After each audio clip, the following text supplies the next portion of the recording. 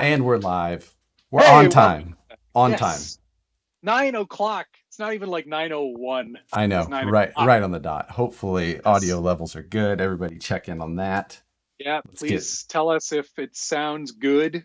Matt, if Matt sounds like a robot on his end. What again? I'm I don't just know I'm just how. guessing. I don't know, but I'm just saying. Oh, probably not. I bet you everything sounds really good this time because I actually did everything proper and nobody said anything yet, so it must be good. Well, there's a lag, so don't get your hopes up. I'm on low latency. I went low latency for this one. I think I'm always on low latency. But That's your did life. did you put up a post about our live stream today before? I did. I put one up on the stories I did. and on the Face blog. I asked people to guess what. Mm, And I'm me pretty too. sure that everyone was really under, they didn't have any confidence in us that we actually had anything like all that exciting. Now, I'm not saying that some of these products that people are guessing aren't good products. We all Right. know I'm a big fan of a new Holmes Hobbies motor or a new Proline tire, but these are all not, Those are pretty minor releases. we're not in the ballpark yet. With no offense to those Without any offense. manufacturers, of course. Without any Um, offense. Agreed. yeah. A lot of people were checking in and thinking that I was just going to announce that new stickers had just come out. No, yeah. It's But that's not it because the stickers aren't out yet. They're being printed right now.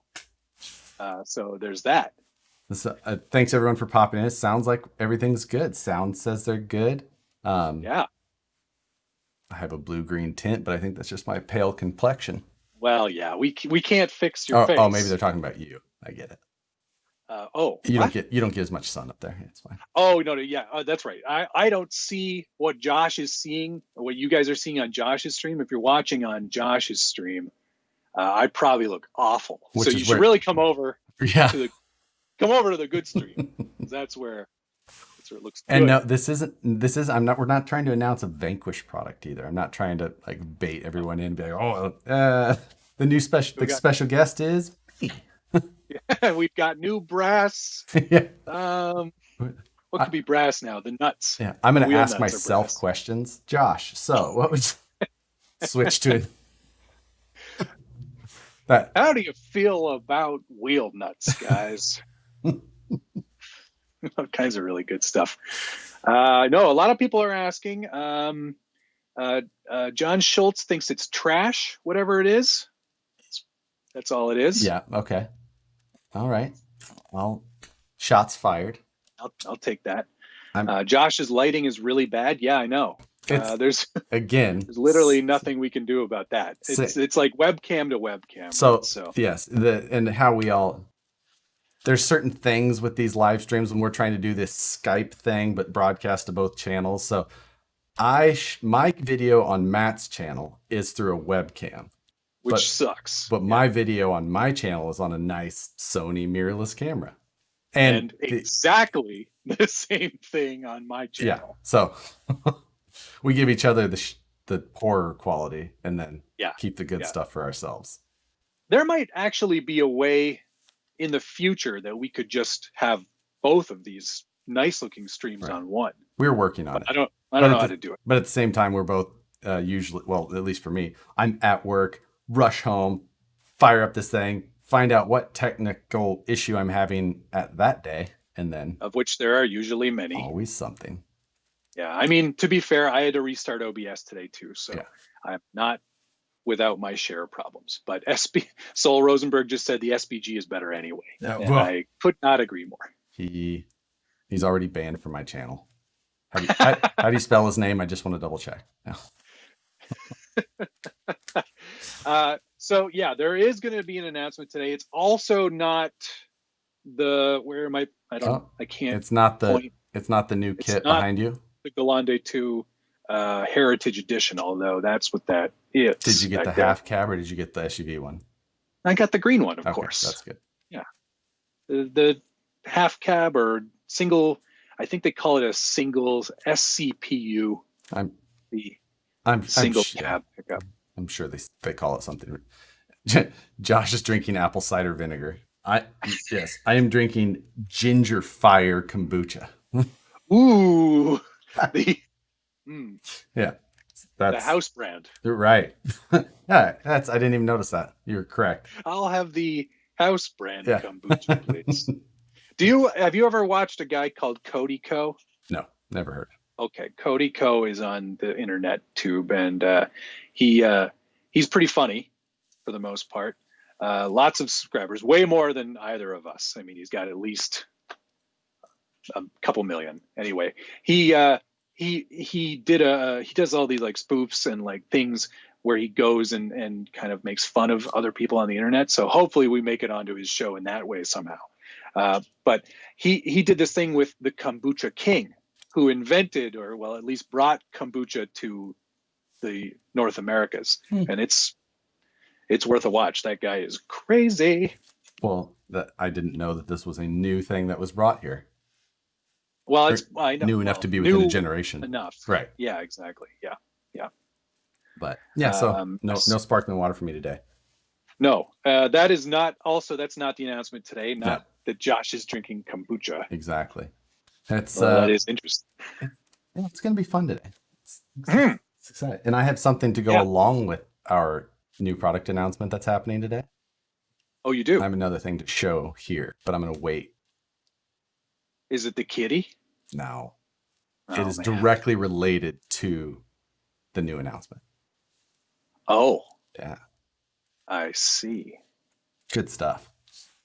Well, we're only about 23 minutes away from actually getting to that. Yeah.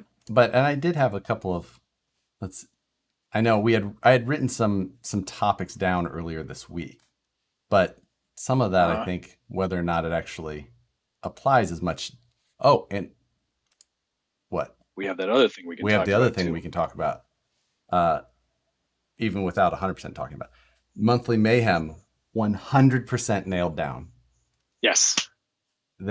We had, like we said, it was a big ask, and they agreed and doubled down even. I mean, with all the other stuff. Oh, right. Yeah. Sure. Right. Yeah. I mean, it's a good deal for them. It is. We'll put it that way. Yes. Yeah. Agreed. Definitely. The other thing. Very exciting. Very exciting indeed. I can't wait to have Monthly Mayhem back. I've been itching.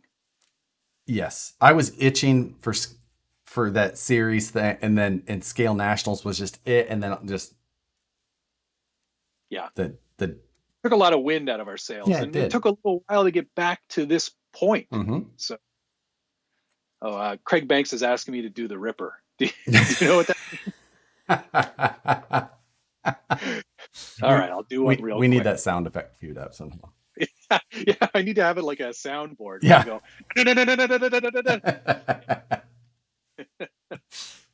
yes. So there you go. You got the Ripper there. So no, it's going to be. I am really excited for Monthly Mayhem again, and I'm excited because of how much fun it's going to be again. I know. It's just. Oh, this one's going to be a lot of fun too. It really is. It's.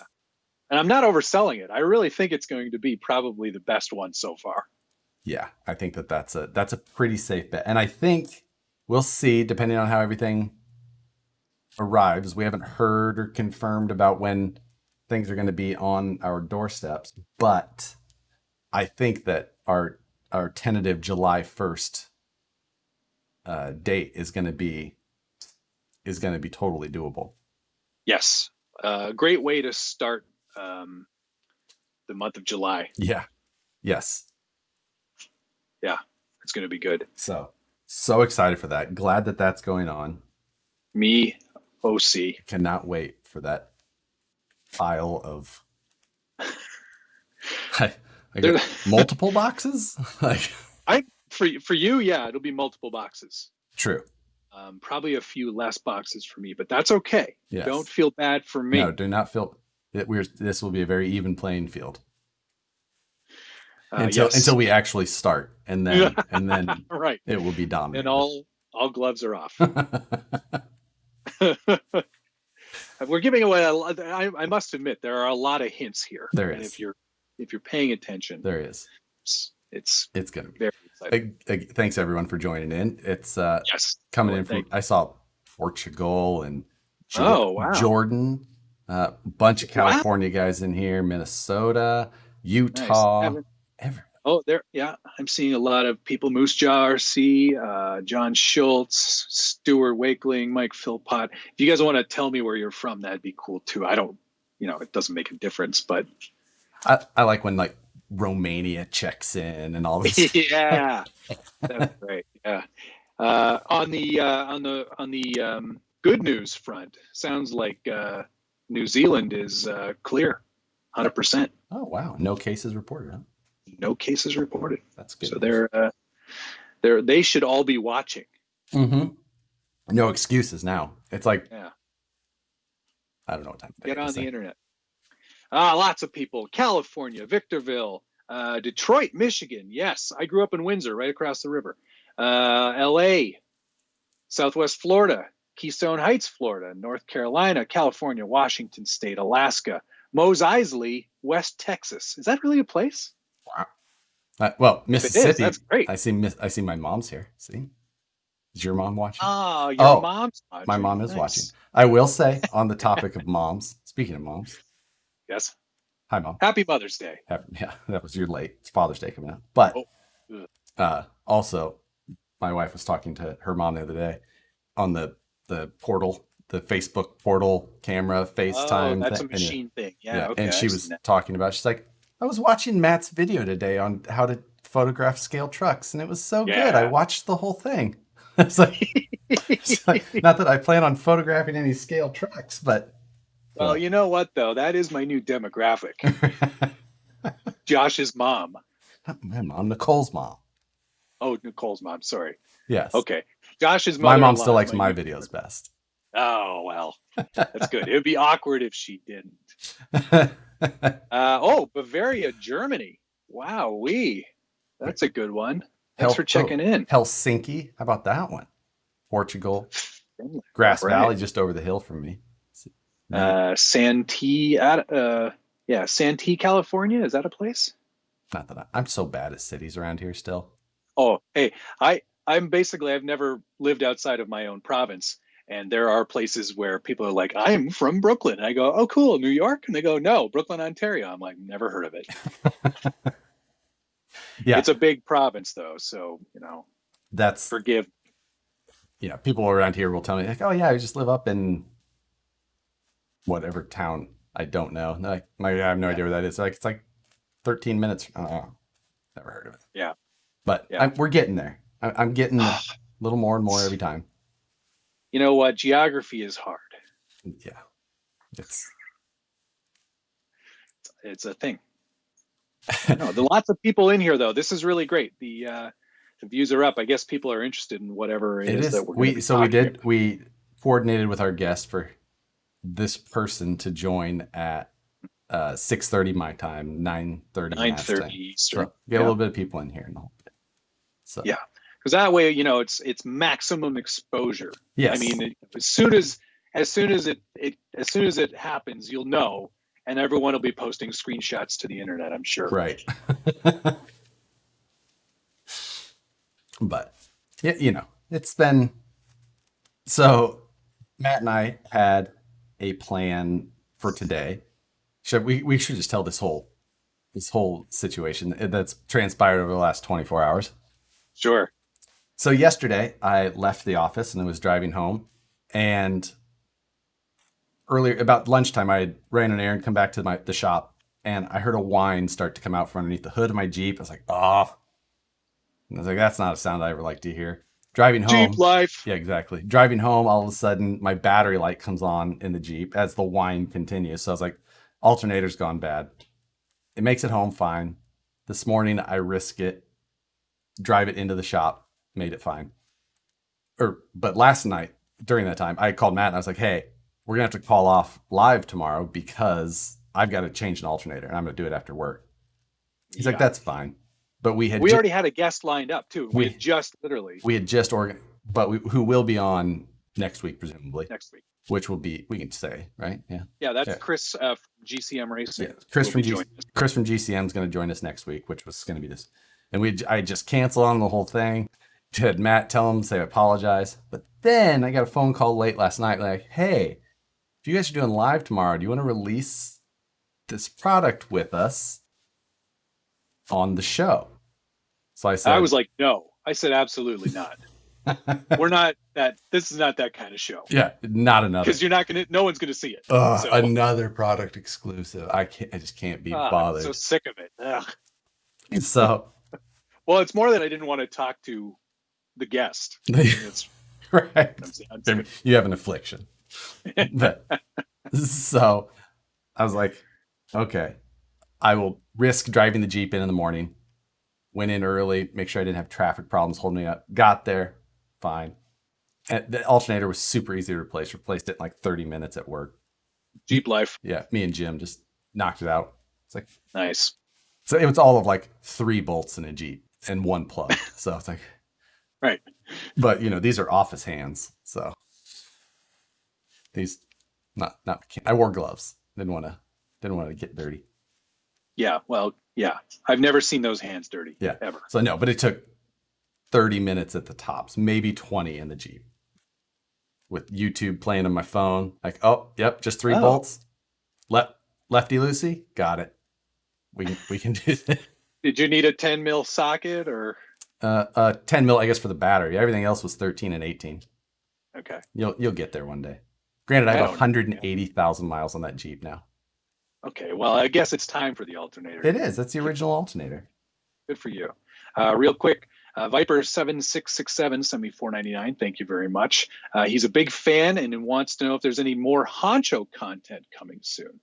He just got one, binged the budget build series, really excited for his own build, and is having a great time. Well, that's great. Glad you're having a great time. Congratulations. The Honcho is a great truck to modify, and Josh and I had a great time on that series.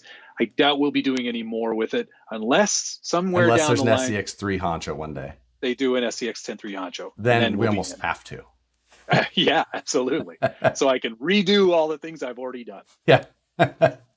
On this week, if they announce an SCX 10.3 Honcho, we will do another budget build. Yes. Guaranteed. Yes. So that's that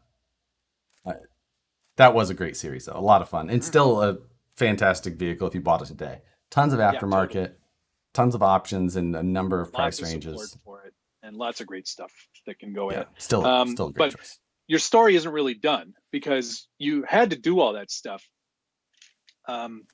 today, because if you didn't, you'd be doing it right now. Yeah, if I didn't, we'd be doing it right now. And so instead, the show would be so much better without you. Right. But Matt, being the gentleman, said he wouldn't do it without me. Yes. I was a real sweetheart about it. It was more like, well, I mean, I don't want to, poor Josh, he doesn't get a lot of exclusives anymore. Right. So I'd throw him a bone and make sure this is a good show. Yeah, that's... We made it. John Schultz wanted to know if you found any squirrels while you took your alternator out. I'm pretty sure that was that had to be much bigger than a squirrel to chew through that alternator wire the first time. We got my alternator wire chewed through while we were at the RC 4-wheel drive event last year. So. Yeah, that's right. I remember that. That was fantastic. Yeah, good times.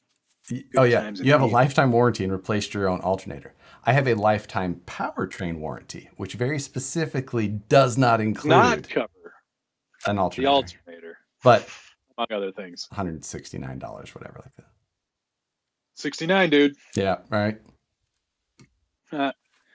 I wanted to say I watched your video today. Oh yeah, it's a first for me. I've never seen one.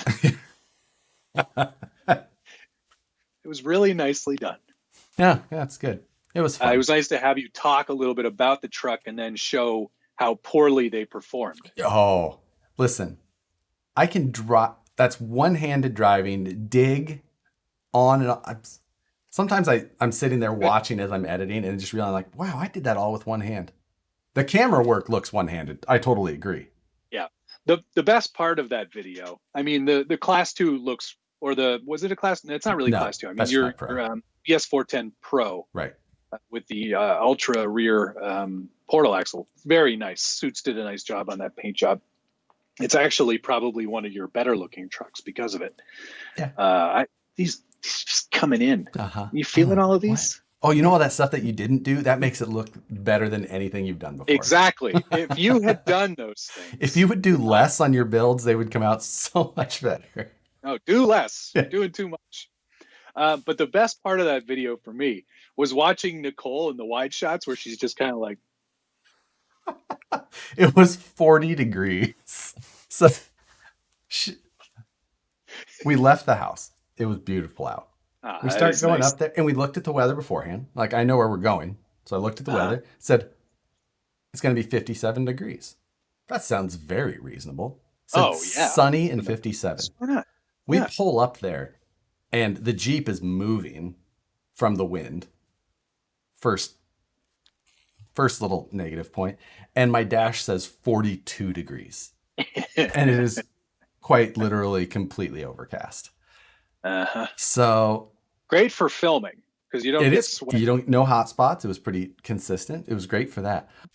But yeah, that was mainly her like doing the I'm too cold to. And I can't do anything. Then I called her a pack mule in the video, which we'll see if that gets probably back to her. Didn't help. Either. We'll see if that gets back to her. She didn't hear it. You'll get a kick. You'll get a kick later. And then she would be sitting somewhere and I'd be driving a truck and then all of a sudden I'd just be there and she'd be in the shot. I'm like, you keep sitting where I'm filming. And she's like, I've been sitting in the same spot for 20 minutes. Like, well, it's very inconvenient for this shot. Even SFL RC24 said, how's the pack mule tonight? I'm sure that will come out on Friday on the live build. Yeah, it definitely will. Yeah. Then you'll get it for sure. Yeah. Craig, thanks for the $5, man. Doing the Ripper made his night. See you at Badlands. Well, I hope so. No news on that still, because Ontario sucks at getting over this thing. But anyway, enough of that. I digest. Yeah, we'll see. But if not, it'll just monthly mayhem will fill your time and. That's right, and how. Because it's a doozy. Yeah, it's a big one. Oh, people are talking about 42. It's 100. It's 102. It's 97 in California. We went up to like 5,200. Yeah, you were at elevation. 5,200 or 6,000 feet or somewhere in that range. It's like one of my favorite places to crawl, and it's just it's right off the road. It's super convenient. It's beautiful, and it's just there's no real other reason to be in this little wedge pocket. So. Even though there's people that park all over the area, they all go the opposite direction. So it's just the perfect spot to go drive toy trucks. That sounds really nice. The rocks looked really good too. They are. That's the same spot where my TRX 4 Sport almost fell off a cliff. And almost your class 1 this time. So good job. Yeah, that wasn't very far. I just shoved the camera in there to stop it. I literally just you're just adding weathering. Right. I was filming with it and I just jammed it till stop it. Well, it worked. What I did cut out the part where I was like looking like right at the lens to make sure I didn't scratch it. That was awkward. Oh, right. Yeah, totally awkward. I'm getting a lot more guesses in here on what's going to happen in 6 minutes. Yeah. There's some good guesses in here. Some good ones. I think I saw one on my stream that actually guessed it. Yeah. Oh, really? Okay. Yeah. Some people are very close. Yeah. I saw one person actually get there.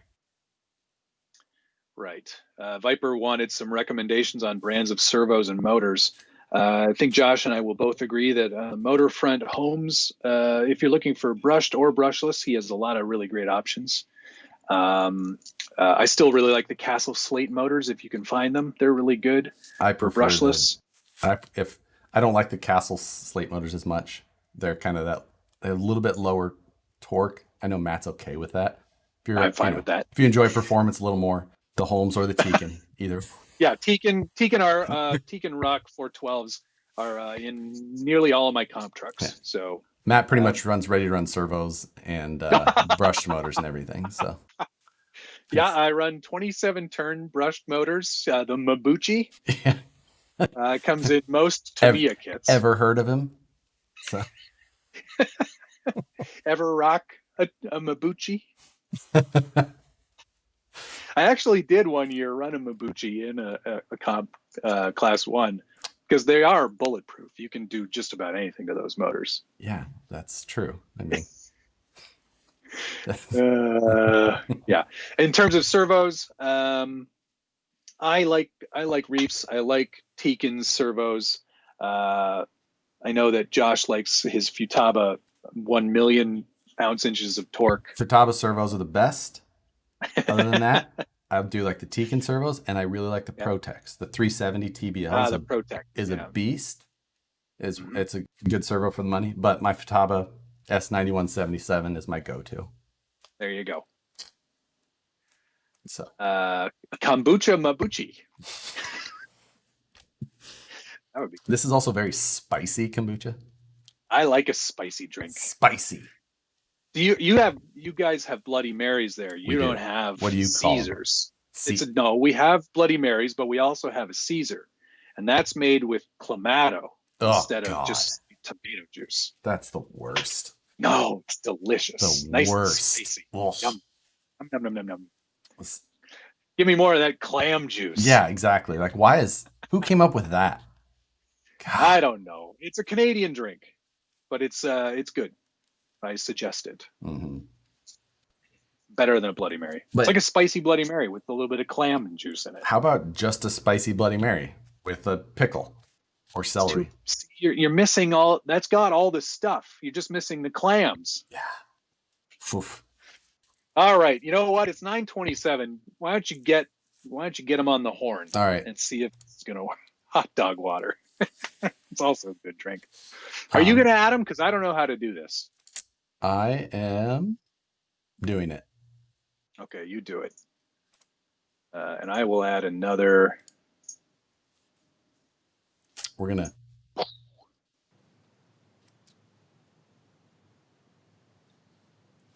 Hey, there he is. Hey, there he is.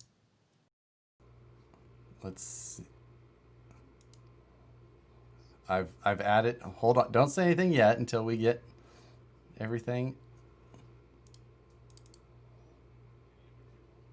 Yep.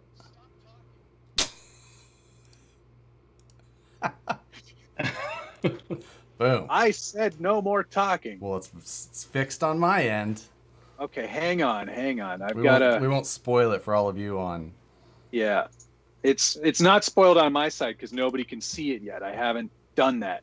I'm still learning here. For all of you who are on my side, and I'm obviously going to continue, as you can see by our guest's hat where our direction will be tonight.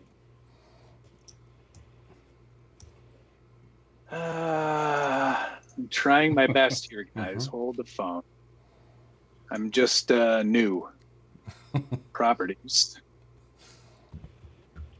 Oh, yep. He's got it. It's coming. One moment. Almost. Almost. This is going to be so exciting when it's done. I'm just going to comment that I'm pretty sure that looks like a G-made water bottle. Like the little Korean-looking face that's on our guest's water bottle. Have you ever seen the logo that they use? G-made, yeah. It looks like a G-made one. Like that. This isn't working. Darn it. Everyone can see him, though. Yes. They can see him in the right-hand corner. So, welcome, Rich from Axial. Blown somehow. Rich from Axial, hello. What's up, guys? How are you? We are good. I'm all right. I'm trying to figure out which screen to look at because it's delayed on Josh's, not quite on Matt's on YouTube, but then I'm on Skype and I can't see myself, so I don't even know which one I'm looking at. So. This is all screwed up on my side. But here, look, that's who we're talking to. It's Rich Trujillo. Welcome, Rich. It's good to see you, my man. Yeah, it's good talking to you guys. And Josh, just so you know, Matt wanted to do it without you, and he's like, dude, let's do this. Let's make it happen. You know what? He's all screw Josh. But who needs it? Who would have guessed that I even was able to remove and replace 3 bolts to replace an alternate. Right. Holy cow. So that's funny. You know, it was. I was glad you gave us a call last night, though. That was. Yeah, and guys, I'm really sorry it was last second. I mean, it was, you're working on so many projects at one time, and there's a lot of stuff that are going on. And I was literally, it's the truth, driving home from Home Depot because I had to go pick up something. I was like, oh, I wonder if the guys would be willing to do that because tomorrow's Wednesday. Right. Of course. So it threw all the rest of our preparation out. We had to throw all the show notes away that we had already done countless hours of preparation on. So many things. Oh, man. Yeah. Well, I'm sorry it was a last second thing, but I wanted to share it with you guys and everybody. It was cool last time, even though I was stuck with Josh most of the time. It was still pretty fun. I apologize, Rich. My internet then was really taking a poop, so that's right. I think we're all good now. I totally forgot about that, and I guess I only remembered it as being better. So that was easy. Oh man. So I fixed it. Everyone's on screen now, so you guys are all seeing everybody now, which is really good. It's like a Brady Bunch. Yeah. We'll say that. So, I mean, Rich, you've got something new to show, which is great. I'm excited after I heard a little bit of the details. Yeah, me too. Actually, me too. Matt and I are both excited, probably, but for the opposite reasons. So. Really? I can't wait to hear that. No, I'm sure there's actually a lot of shared. Well, yeah, most of the comment, but I'm just saying, out of the couple of things that we might see, I think one of us might lead towards one, and one of us might lean towards the other. Oh yes, definitely. There's man. An echo apparently. So I've got two. Oh, never mind. I've got this sorted, guys. I know what I'm doing. Is that on your side? Yeah, totally. So I've kind of got two screens. Oh, yeah, I got the two screens open here, and then I got the Skype looking ahead. So I can kind of look at the camera. Right. So, and as you guys can tell too, I have a new little space here. I'm actually in my old office. So very nice. We're officially going to be working from home for a while. Wow. So I finally just decided to move out of my living room and move into the spare bedroom that we have. Set something up official. Yeah, they gave us an option. They said, you can work from the office one day a week. If you want, you could kind of schedule it. If you wanted to work in the office, there was like three options. The only two that I looked at was, one is you can work one day a week in the office, but the problem that I didn't like about it is you take your temp before you leave the house, you take a temp before you walk in the facility, you wear the mask all the time, you stay in your cubicle, you're not allowed to have any meetings with anybody. You have to do it either through the phone or through Skype, where we're using the Teams program. So literally, it's like, why even go into the office? Yeah, I was going to say, it was like, unless it's anybody. No, totally. So I'm grateful that they're taking it that serious, that they're not taking any chances at all. So that's the cool part. And so they've given us the option to work from home. So looks like I'll be here for a while, which I don't mind. I mean, I miss working with the guys. There's a lot of fun stuff when you get to actually interact with everybody and, talk. And a lot of ideas come out of a lot of stuff like that. But we've been having meetings together and doing that type of stuff. So it's not as bad. But yeah, I would prefer to be in the office. It's just one of those things. Yeah. Oh yeah. Who doesn't like being around people? That's the one thing I do miss as well. And luckily there's been a little bit of work back and forth on some of the projects I'm working on, and some of my good clients are still bringing work in, but we haven't actually done any physical contact. It's always been over a Zoom call or a Teams chat. Right. And it's just kind of the way it is. Yeah. I think my wife and son want me out of the house too. They can't wait for me to leave. So if you need any help trying to set up your YouTube background, your ideal studio feel. Right. Yeah. You want to have like a nice, like a sign, and you've got an axial sign down there, so that works. You've got a water bottle, which is always good. Yeah. You're a little wide and a little bit, maybe rule of thirds. You could bring that camera down a little bit, but otherwise. Yeah, and you've grown a really great goatee. You like that? I like that? Fantastic. My wife. Yeah. She says I'm looking old now because I got the whole gray hair here going. So that's okay. You could have just left a mustache for a week and really try and. Well, You know, it's funny, actually, this office is actually, my sister-in-law has been living with us for a while, but because of the whole thing that went down, she was hanging out with a bunch of friends when the quarantine went down. And I was like, you ain't coming back. You're staying with them. So she's been staying with them for like 3 months now. It actually worked out. She's like, I don't know, I might be back next month. So I'm like, all right, I'm taking over the room. So I kind of got it this way because I don't want you to see all the crap over on this side. I got like her mattress rolled up and some other stuff over here. So kind of looks like, looks a little better. 6 cats are in a little tiny crate. Right. Right. Well, cool. Well, I guess you guys want to break this thing out here? After one probably. It's I've got important, a question too, and someone's asking if the neighbors have fixed the fire alarm yet. So no, they still have not fixed it. I am telling you guys, they have not fixed it. It's still beeping every 30 seconds, and I literally have not done anything about it because I want to see how long it'll go. I just got to see how long. That was my only question. Then I'm good. Yeah. And I mentioned too the flat tires. I always send Matt and Josh pictures of the flat tires on their cars. They've always got a flat tire or a spare tire on their car. They must spend a fortune in gas powering their little like plug-in compressors. Yeah, it's. In fact, I even feel bad on the weekends. My hose will reach my compressor. I go out there and literally put air in their tires, even without asking them anymore. Just I'm like, you know what? They're gonna sit out there for 20 minutes with their little pump. I may as well help them out. That's a good neighbor. It's funny though. They're really nice people.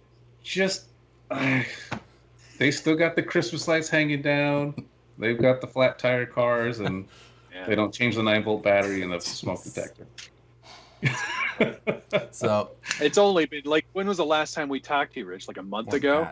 Yeah, I think it was longer than that. Yeah, I think it was a couple months ago. I think in April or something like that. Dang, that's crazy. I'm looking forward to you opening the spot, and then after that, I have something directly related to that we're going to show that I've got sitting next to it. Cool. So I think I've sent you that a sounds picture, good. Rich, but I don't even know if Matt. I don't even think Matt's seen it. No, I haven't seen it. So I got the exclusive. Yeah. Awesome. All right. Well, I guess I'll bring it up, and everybody kind of guessed, and people have been asking about it. So I'll just take a little second here. Let's see. Can we see it there? It's the SN3 RTR. So yeah, a few of you guys guessed it. Give you guys a couple peeks of the sides of the box there. Here's the reason specifically that I thought Matt would be, because Matt will have a gray option. Finally, and I get an orange option. I did it for you guys. That was, and that's the story. I'm going to stick with it. You know those two jackasses on the internet.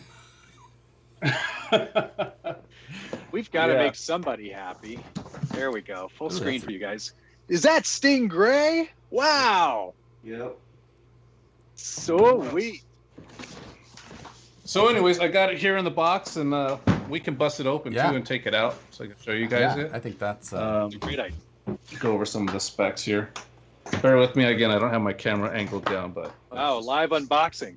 A live unboxing. I've always wanted to do one of those. Now there's more to this. We all watch them. Some of them better than others. There's a lot of things going on in this that aren't part of the kit, and that's obviously the electronics. But you'll get into that as you get it open, right? Right. Okay. Obviously, when I'm opening the box here, the transmitter's first, right off the top. So it's coming with the DX3 transmitter. Oops. It's our new system with the little thumb steer option on it. Right now we sell the radio without it, and it's an option part, but we decided to include it with the kit. So that's the situation with that. Okay. Yeah. Nice. It was kind of something that the team asked for from the Spectrum guys. Like, hey, can we, throw this in, make this thumb steer thing? Because they've kind of done one before, and it was pretty bad. It was hard to reach. I think the guys in Champaign have like 6-inch thumbs and giant hands, because every time we'd get one, I couldn't reach it. And I was like, who is testing these things for you guys? So they actually worked with us. And since the DX3 was already going to be released, we decided to go ahead and add this as an option part, but then include it with the RTR. So is that the same radio that's included with the new release or the new version of the Bomber? Yes. Same radio. So it uses smart technology. Yes. And it's got the whole little signals up on top, that type of stuff. And then it's got the programmable third channel. It does ABC and all that good stuff too, if you can use that on a high-speed vehicle. So pretty good system. I think also it's going to have the Bluetooth module where you can kind of do some of the other features and stuff like that. I don't think we have that out yet. I'm not sure, but you guys got to bear with me. When it comes to this type of stuff, give me a radio to put in my vehicle, and I let the Spectrum guys do their thing, and then I just do my thing. So I'm not totally on top of everything they got going on. I just know that they've been busting their butt to get smart stuff right out of the box. It's just even the DX3's got the battery on the radio. Yeah. So you don't get a lot of other telemetry, but you get that right out of the box, which, even though I'm not a Spectrum person, I really like that. Ooh, that gray does look good. Oh, that looks good. Yeah. So we got the gray in here. This is a little tray. You guys even painted up the driver pretty good. Yeah, we actually put the flesh tone color on the driver, so it wasn't just the injection white molded face like a ghost. So we decided to do that. The interior is the driver's outfit is black, so you'll have to detail that yourselves if you guys want to do that. Is it shiny like latex suit black? It is it is. It does look like it's wearing the latex outfit. Sweet. So he's got his PVC jumpsuit on. But yeah, it's got all the stickers on it, all the logos. It's got the chrome light buckets, just like the kit did. It has, and one thing I missed, I should have put. We have 2 license plates. I should have had them put one license plate on one color and one on the other, but I forgot about that. So it does have the axial. The only thing we didn't have them do was put the little detail stickers on the brake lights. For obvious reasons, manufacturing, it'd be a nightmare for them to do that. But the sticker sheet is included in the box, so if consumers want to put the little reverse light and put the black around there, it's there to do it. Ooh. That's pretty much I think that's pretty much the only sticker we didn't put on it. Everything else is on it. The windows, the door hinges, signal lights, everything is pretty much on it. It's just the brake lights. It's just too much work. Cool. And then I'll show you what comes in here. Hopefully everything's right. We got the instruction manual. And then, like I said, the sticker sheet. And then as a correction to that, it should be a JLUR. JLUR. Gotcha. Wow. And then we also have this little free cool brand swag thing. That's something new. I don't really know all the details about it, but it comes in the bag. Brand swag. Okay, we'll have to get the Google machine fired up for that one. Yeah, it's something new that we're doing, so I'm not sure. Okay. So let me put this behind me. So then also in the bag, we have the little goodie bag. You've got some AA batteries. You have the little cross wrench. You have the Panhard bar mount for the standard axles once we eventually have those. Yep. The extra baseball cap. And then the receiver box we included in there as well in case anybody decides to change the electronics and go to their own thing, they can install the receiver box. Oh, so so that must mean then that the receiver is waterproof. Right. Yeah. So all the electronics that come in are waterproof now. Yeah, they're water resistant. They're not submarines, but yes, they're waterproof for sure. So I can't drive it at the bottom of a lake. Correct. Okay. Right. And then the other thing too that we included is the parts for the 2-speed. So the truck is built with the 2-speed in the gearbox, but I had it locked out. I had a choice. So you said the 2-speed in the gearbox. It's built. I'm sorry. So the transmission is built like a kit with all the gears and everything in there for 2-speed, but it is locked out as if like the option was in the instruction manual. You run that little spacer on there, and it's locked out. So I kind of had a choice to make, was 2-speed or the dig. Quite frankly, I thought 90% of the people would appreciate the dig over the 2-speed. So that's why we did that. Good choice. So the thing is, though, is you cannot use the DX3 radio and operate both channels. You will have to get a different radio to run and the micro servo to set it up.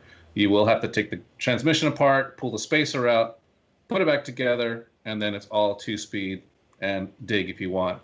Or if you still want to use the DX3, you can swap it. And you don't want to use dig? All right, fine. You can lock out the dig and move that servo to the 2-speed, and now you have your choice of what you want to do. If you want to stay with the DX3 and you don't want to use dig. Right. But I'm pretty sure most people are going to like to use dig over the 2-speed. Our ratio is pretty small, the difference in first to second gear. So I think most people like to do the dig. It's a unique option as well. So yeah, it gives you it's a different option that nobody else other than Vanquish offers. Right, and nobody nothing in RTR actually. Yeah. I don't think there's the Capra. The Capra was the first RTR to offer a dig. Yeah. That's and right. On this one too, we set up the transmitter with the momentary switch for the dig. Oh, so, nice. Which is nice. Yeah, I like that better too. We had the option of how we could program it. So you just push the button down, lock the dig. As soon as you let go of the button, it disengages. It seems to work a lot better than the Capra version does with the STX2 or STX3 radio, where you have the up button and the down button. It just seems to be a lot more consistent with this type of momentary switch. So we did that. Great. And then, this literally is one brand new in the box. So let me cut these plastics here. A lot of guys were asking if this is straight axle. No, it is still portal axle, but as Rich mentioned, that is something that they are working on. And, I'm not going to ask them for dates on that, but it is something that is coming as an option. Yeah, there's no dates on it. We do have samples. We're in testing right now, so we are working on it. But it's just that's good as you can get. That's great to know. It just takes time. That's the thing. Our vendors are really pushing hard to get this type of stuff out. We're working on other stuff all the time, so they are going for it right now. But so anyways, there's the vehicle out of the box. It is exactly the same as the kit. Nice. There's no difference in materials. Wow. There's no difference in the features. Everything is exactly the same. Beadlock wheels and everything. Tires, wheels, beadlock wheels, the stainless links, everything. It's all exactly the same. Shocks are the same too? Shocks are the same. The hard anodized threaded shocks. It's got the S614 servo, which is like our high torque RTR servo. Yeah, I know it's no Reefs or Spectrum or Futaba hardcore servo, but it's pretty solid. It works pretty good. Is that the same one that got upgraded in the Bomber? Yes, same thing. So we used to use the S605, and then we moved to this S614. So it's definitely a better servo. No, that is a good. Comes with this. Now, did you? Oh, I guess the SCX-10.3 came with metal servo horns in the box, so. This one's right. So it does have the metal servo horn. I don't know if you guys can see it, but I know that it does have that. The specialized ones in the kit. So that's another nice thing. So it's literally it's basically a built kit is all we did. We wanted to make sure that it had literally everything for it. So I know there's a lot of people that were waiting for an RTR because they don't want to build for some reason. Yeah, that's and a lot of people just want to buy two kits, one for them and one for their. They just want to be ready to go. Right. And, they just want to be ready to go, and this makes it a lot easier. Quite frankly, that's what I want. I just want an RTR so I have to build it. I've built an RTR with a things. clear body, so you can have your buddy painted exactly the same way as every other truck you've ever owned. Yep, that's right. My flames for life. So we got Dale C. wanted to know. He says normally the RTR has slightly downgraded parts. What made you guys do exactly the same parts list on this one? It just came down to the market's tough. There's a lot of options out there and a lot of different types of vehicles that are being offered in all sorts of price points.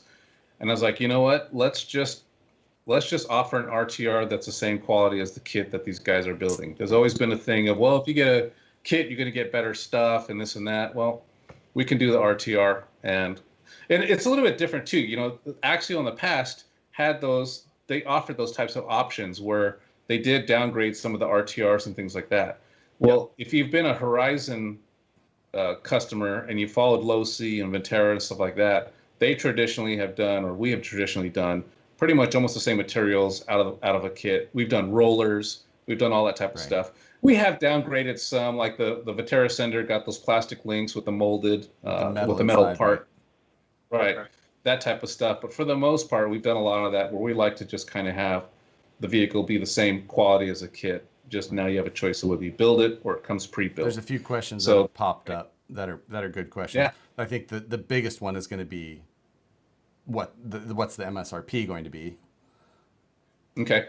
The map is $4.99. Oh, nice. That looks like what people. There's a few people who guessed exactly that. So, but the kit was it 400? The kit was $379, if I remember right. Yeah, I think it's $379. $369 maybe. Maybe $369. Yeah, I think it's again. I got so many projects. I'm trying to move prices. It's tough. So it's $4.99. It comes with the DX3 transmitter. It comes with that speed controller combo that we released, the Firma 40, right, which has the built-in Spectrum receiver, and it has the programmable ESC. Right. So it is set up for crawling. I did choose the parameters for what it was going to be set. But what's pretty cool about that, let's drop my water, is that you can get this little dynamite programming box. You can plug it right into the ESC, and you can actually change whatever parameters you want. So if you want more drag brake, if you want less drag brake, if you want to adjust, I don't know, whatever you want to adjust, you can actually program it here. So it's kind of cool that this RTR ESC comes with the ability to be programmed. The little program card, I think, is like $20. Right. Yeah. Through the Dynamite brand. I'll take the body off here. The one of the other good questions that had popped up. There's a few.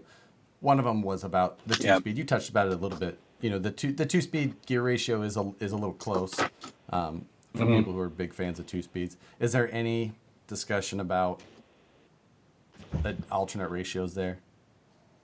Not right now. I didn't necessarily figure it's too hard.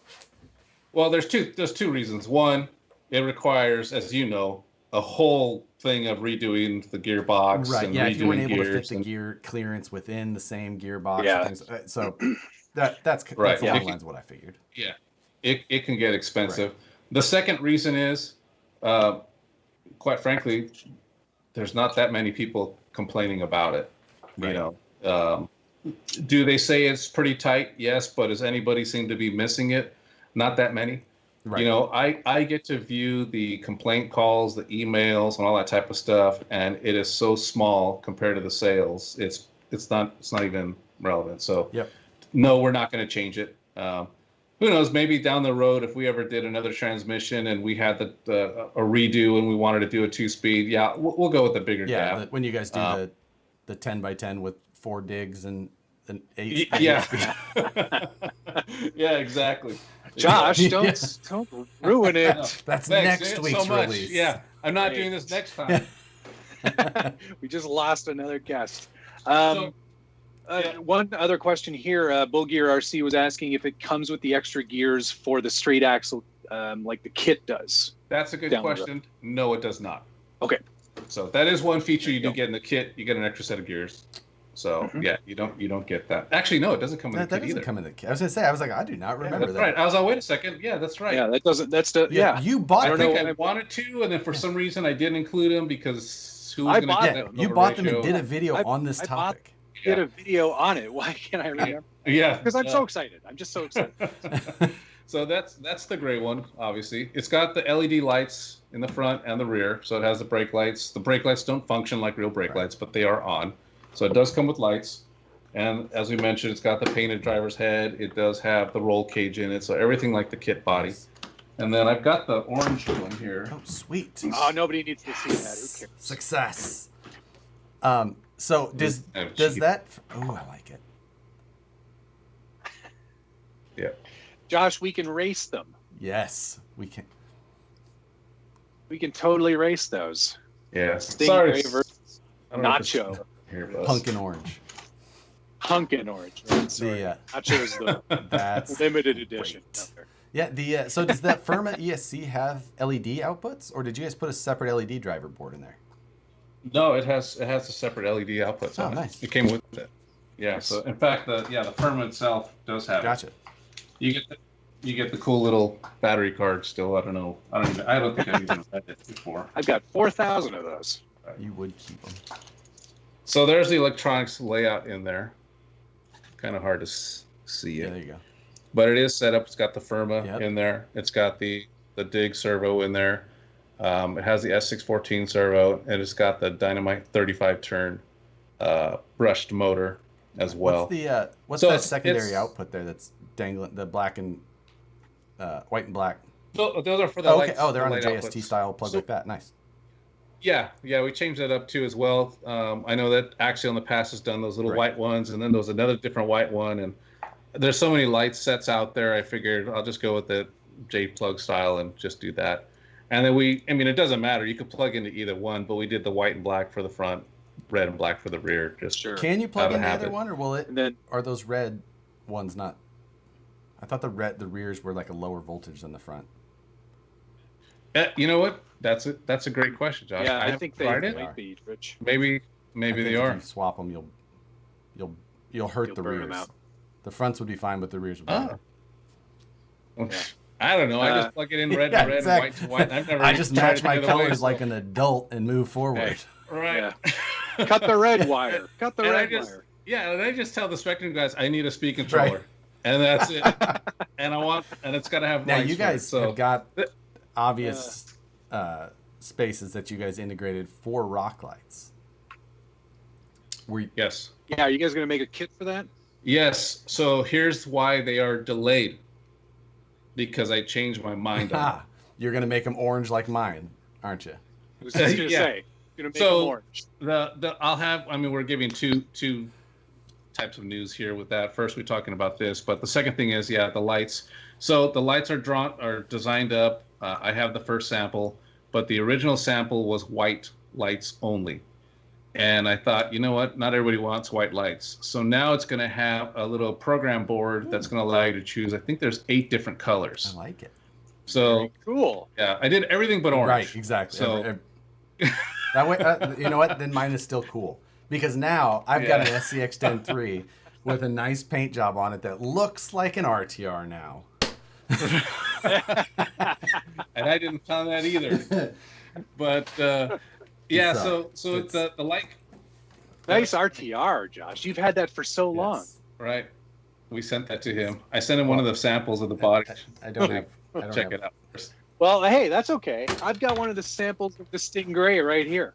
Yeah, there you go. Now you'll be able to match it. Yeah. Just a little bit smaller. So the rock light kit will be pretty cool. It is going to have. I'm still waiting for the sample to arrive, but I literally had everything done. And then it just dawned on me, like, you know what? Anybody could do white rock lights and just call it a day. And I figured we might as well do something a little bit different. It's going to delay the project a little bit, but, it is what it is. So the guys did program it. They have it set, so you'll be able to turn it on and click through and choose what color you want to use. And I can't remember how many colors it was. I think it was like 6 or 8 colors. I'm not too sure. That's awesome. That's fun. But Matt and I are both huge computer nerds now, so we're all about our RGB controllers. True. Right. Gotta have LED lights. Well, that's my kid too over there with all his RGB stuff. His keyboard is all glowing and changing colors, and his PC. Mine changes colors. I edit out there, and Nicole is I have this glowing box of rainbows. That's my mouse pad has LED lights on it now. Oh man! Now. There is one question that's been popping up a lot on my feed, and I feel it would be remiss if I didn't ask about it. I already know the answer, but a lot of people, not a lot of people, 3 or 4 people have been asking about clicking in the drivetrain. Yeah. And that was addressed a while ago. Right. The cuts on the gears are either square or rounded. Right. And if you put the square up against the pin when you're installing it, and it's not clear in the instructions, and it might be something that you could address later on. But if you put them in properly, the clicking basically goes away. Is that right? It is and it isn't. I've seen people that have done it and they still have a little bit of clicking. I think some of the challenges, it's tough to nail it down because I wish I could say I'm some engineer and I can do it no problem. I didn't really have that issue because I always built it with the radius and didn't even think about it. And it just, I ran it and was like, all right. And then all of a sudden I did hear about this clicking, and I did have one happen with mine too as well. I'm not going to deny that it hasn't happened. So here's what we're doing. We're changing the gears. There's going to be a running change where there's going to be a radius on both sides. So you can, no matter how you build it, I don't even know how I missed it. It's just one of those things, you're so close to it. I just know which way it's going to go on, and you don't think about the fact that could happen. The second thing is I have seen some people that have noticed that there's a little bit of play in the shafts, in some of the shafts. You try to hold certain tolerances. It's pretty tough when you're manufacturing thousands and thousands of these shafts. So I am going to work on trying to get these things tightened up a little bit. It's going to be a running change. No, we're not going to do a recall or whatever, because it's not really. It's a little clicking sound, but it's not a defective product per se. It's not going to keep the consumer from being able to use the product for what it's intended to use. So there will be running changes as we make improvements. I think you've seen that across the board from Axial, Losi, Viterra, Associated, everybody else. As we go through the lifespan of these vehicles, we make running changes to make them better than they were when they first came out. So this will be one of those things that we'll get rid of that clicking noise. It's just nailing it down. I did see the videos that other people posted about the radius, and that's when we've learned that. The instruction manual is being updated as well. So later on, once we run out of the manuals that we have now, that'll be updated as well and have that in there. Right. We did do the corrections for part numbers. We fixed a lot of that stuff. So again, it's one of those challenges, when you're working on all these projects at one time and you're trying to review these things and you're so close to them. Sometimes you automatically just kind of build something and you don't even remember if you looked at the manual or not to catch what was there. So, and I was one of the first people outside of the company to build one. And I caught a lot of things in the manual, and you're like, yep, we already got that. Yep, we already got that. Yep, we already got that. And then it was like, oops, we didn't get that. So, it was like so many things. And it's with a whole new release, because this is the first time it's been all new in a very long time, right? Like there were always carryovers on the CX-10-2 from the one, like the chassis, for example. Right. So there's a lot of stuff to get. Yeah. One of the questions that popped up was, will those two pre-painted bodies be available separately? Right now, no. Gotcha. And the reason I say no is because they just don't sell. Painted bodies just don't sell. You do have some people that are hardcore, and I have those guys that's going to say, if you make it, everybody's going to buy it, like the Ram Charger, the Dodge Ram Charger. Everybody's going to buy it if we make it. But then you go back and look at the history, and nobody bought it. That's why it was discontinued. I'm sorry, guys, that want that. Who knows? But the good news is the resale market on RTR takeoffs is going to be huge. Yeah. People will be able to get them. Right. They are definitely going to be worth it. It's very. Yeah, you'll be able to get them. It's just, unless we see a huge demand for them, there's no plans to offer the painted bodies as a spare part. Okay. That's a lot of body too, though, with all the flares and the K. I imagine all of that stuff is very hard to put together, but I sent it off to a painter who did an amazing job. I think it was isn't it like 52 screws to put the body together was my last count? I can't remember how many it was. It's a lot. That sounds about right. Yeah, it's a lot. I can see that. Sounds about right. The value for the RTR keeps going up when I think about it, because and hopefully with the kit, when I built mine, I had to film every single step, so that was pretty labor intensive. With an RTR, filming that is pretty easy. That is the one thing, other than I love a good RTR. We've been doing these Friday night builds, building something new. Like, it's a good chance to build kits. But other than that, like when you get a new kit and it's like for a review, you're like, if you get it in enough time, that's great. But if you get it like right away, you're like, oh man, you got to like get stuff to hammered done. Try, because then it's a race to see who's going to get things up first, and it's exactly. The other question that keeps trying to catch as many of the common questions as we can. Availability, or when these are actually going to start landing and being announced. And so the official announcement is tomorrow morning. And today I literally inspected the first production batch that came into our California warehouse. So we already have them in our warehouse in California. However, they will not be shipping until we have them in our Champaign warehouse at the same time. And the reason Horizon does that is to make sure all dealers have an equal opportunity to get the product at the same time. We take pride in taking care of our brick and mortar stores. So the shipment for the Champaign warehouse is still in transit, and they should be getting them in a week or so. And I think I think it was the 26th of this month. So about 2 weeks from now, we'll be actually shipping it. That's nice. Fantastic. That's a nice announcement to ship time. That's good to hear. Yeah, that's really good. Before I get that's too really far, good to thanks hear. Gene Masters for the donation. Appreciate it. What trucks have you guys done in the past? In low C Viterbo, have you guys done like rollers or ARTRs of any of the scale rigs or anything like that?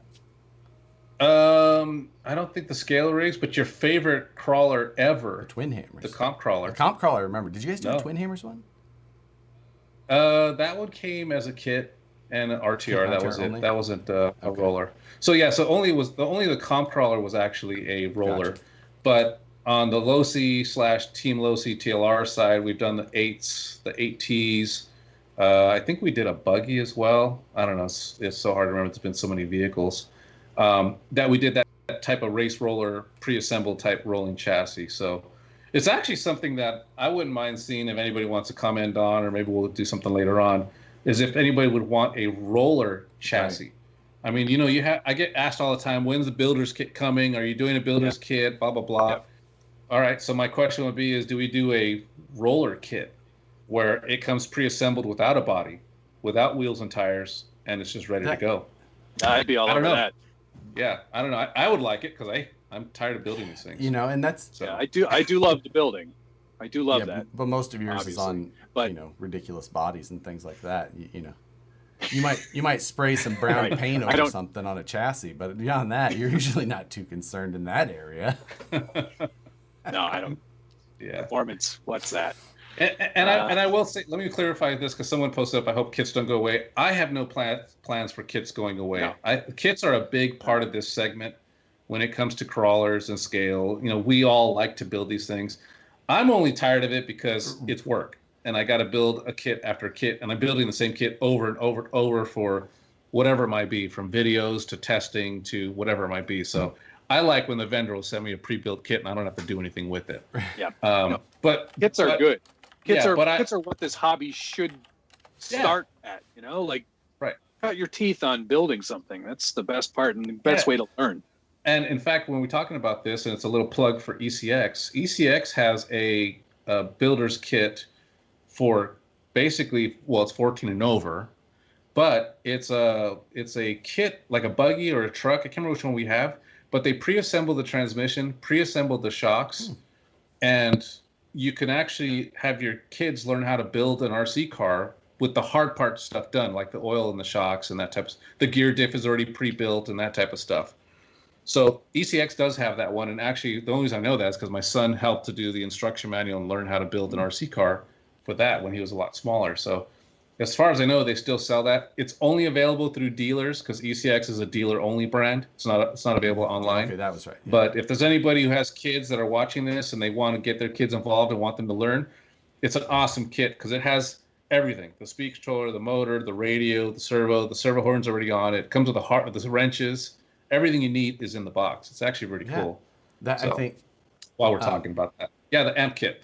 Kit. Okay, I think I have heard that or seen that. Yeah. I just I didn't actually see what the theory behind it was, which is a really cool theory. The SCX3 would be a little difficult in that regard, but like that type of kit, that is a cool idea. Yeah, we've done it like at the hobby, the big festival that we have with RC Horizon. RC Fest. There you go. Man, I am brain dead today. Sorry, guys. It's been a long one for you, I'm sure. Yeah. With RC Fest, they'll do a whole builders thing with have all the people come in there and you can buy the kit at a reduced price and you get to build it there on the spot and you get people helping you out. Fun. So that's pretty cool. That's cool. One question that RC Dave had prompted here was about the little servo piece, the extra servo piece for non-spectrum specific servos. I think he'd asked why that wasn't included with the kit. Now, was that because of two vendor situation? It's actually two things. One is we did that, like for the 2-speed and for our other, the little mini Yeti, the Low C22, Mini 22, the comp crawler, they all use this micro servo that is a specific size. So if some of you have already tried, you've had to modify your mounting system, and you can't get some of these other micro servos in there. The second thing is all these servos have different types of tooth splines in various sizes. And so trying to get that information and data from everybody for a servo that may or may not work, it was just too much. So yeah, I know people are not too happy about the fact that they're stuck with a Spectrum SX107 servo, but the servo is actually a pretty good servo if your endpoints are set right, if you got it dialed in. I've been running the same one for a long time. Actually, my one finally burned out when we did the video in Utah, and I had 6 months on it and a ton of runtime. I ran that thing into the ground. So unfortunately, people, and I'm not blaming everybody, but sometimes the endpoints can be set, or their transmission, if that shaft gets dirty in there and it gets a little sticky, that can happen. So we are going to be offering that spline by itself. The Spectrum team is working on that. But again, it's only for the SX107. Right. Until I can get data from Airtronics or Futaba or High-Tech or Reefs, but even a Reefs microservo doesn't fit. It'll fit for the dig, but it won't fit for the 2-speed. So that's the challenge that there is right now. So it seems like I'm not actively. It seems like that working micro on it right servo now. area is so less uniform than our standard 1/10 scale servos, which even that they're all over which the map. even in reality, the 1/10 scale servo those are all over. Oh, yeah. In terms of height, the distance or width between the mounting ears to the face of the servo, or the mounting ears to where the servo horn will actually mount, like it's insane how wide. Or the angled bits on the side of the mounting things. Yeah. Like how many of those have everybody cut off? Well, that was the same thing for the servo mount on the SX10 III. I am making a running change as well to get a little bit of clearance there, because I know that people were trying to put a Reefs or some other servos. Even a couple Spectrum servos didn't fit that I didn't know about. Right. That you have to do that. So we did modify the mold. That's going to be a running change. It's pretty minor. People can trim that with the blade and make the space that they need. Yeah, I showed that in the too. Yeah, but we are making that change, and that's just one of those things. I was testing with the RTR servo and making sure it fit, and then the servos that I was using, I never had an issue. But it's another one of those things, you just miss that. So we are making a running change to that. Yeah, I think those are simple, or things like that are always going to pop up, and especially with a brand new vehicle. The differences between the first release of the first SCX10 to the last one, and the SCX10 2 to the last. It all is going to go like that. Especially vehicles that are going to see so much volume and variety installed and have so many more voices.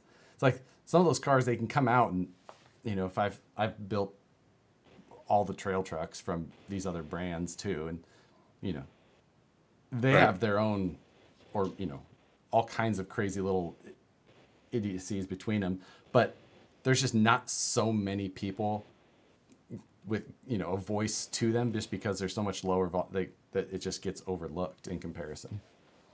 Yeah, that's right. I saw a question here. Someone's asking about a release date for a revised kit. There is no revised kit. It's running changes. Things will happen over time where someone's going to finally get that chassis mount and notice that they didn't have to trim it like they saw on Matt's video. Right. Little minor things like that just happen as production goes along. We have to stop making the parts to get a mold modification done and do that. So just a heads up, guys, there will not be a revised kit. You're not going to be able to tell, oh, it's got this, it's got that, it's this part number. No, nothing's changing. No. It's just a running change, and stuff changes at the factory. Things will come out. Right. It'll be seamless. Yep. Right. That's but I can imagine that working remotely is making things somewhat interesting, between working with your team here and maybe working with factories and things might be easier because you're just at home. But right. It's been different because it's like Randall and I are the main product developers. Randall Davis are the main product developers for Axial right now, and he and I kind of talk to each other quite a bit, so we're able to go through stuff. But yes, I'm catching stuff that he's not realizing. He's been catching some stuff that I'm not realizing that we probably would catch if we were in person a lot sooner. But the good news is that we share, like when I'm working on a bill of materials or he's working on a bill of materials for a new product, we'll take a look at each other's work and like, hey, dude, don't forget about this and that. As an example, we were working on some part and he didn't realize that I had already packaged a certain part and he was repacking it and getting a quote on it. And I was able to catch him like, dude, we already got it done. So we're good on that part of it. And he was like, oh, I didn't even realize that. So that's been the challenge from working from home. But because of this Teams thing, and you can kind of go through in the email, it hasn't been too bad. Totally. And with the vendors, it's the same thing. We're always communicating with them by email anyways. The only thing that sucks is that I can't go over there and be there for the final assembly. So it's a lot of shipping. I get a lot of kits. My living room is full of boxes of stuff that my wife's going nuts on. But it's like that's like Josh at my house all the time. I walk in with like a box of stuff almost every day, and yeah, I'm like, yesterday was the first day that my basement area behind my computer didn't have a cardboard box behind it. Yeah, it's killing me. The good news is my office is only 6 miles away. So I can actually, once I'm done with the box, I can drive over to the office, and my cubicle is getting stacked with boxes now because I'm not there. So it's like, all right, I'm just starting to put stuff up in there. You can build a really nice fort. Yeah, you should see it. I'm serious. I ain't joking. You should see how big of the fort I can build in that place. Rich, how much interaction on a day-to-day basis do you have with the guys in Champaign? It's actually probably 3 days a week. We have various meetings for Axial, the Losi brands, Spectrum brands. We had been doing it before this whole situation, but it seems to be a lot more common now. The Spectrum team is getting heavily involved with us so that, because, they're getting into batteries and chargers, which reminds me that smart battery, I forgot to show you guys. Oh, right. These are the smart batteries.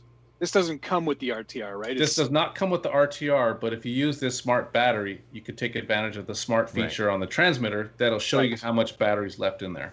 Yes, which is very handy. I actually have that whole smart system going right now, and it is a really nice feature to have, I will say. Yeah, it's cool because you can just look down on the transmitter and see how many lights you have left and how much power. But back to your question, we do have some pretty good interaction. We have hour-long meetings, and the Spectrum teams ask us what we're looking for. We share with them what we have going on. So there's a lot of interaction with that stuff. On the brand side, the marketing team does the same thing as well. We have a weekly meeting regarding Axial Fest, and then we have a weekly meeting regarding Axial and what's going on. What are we doing for the launch?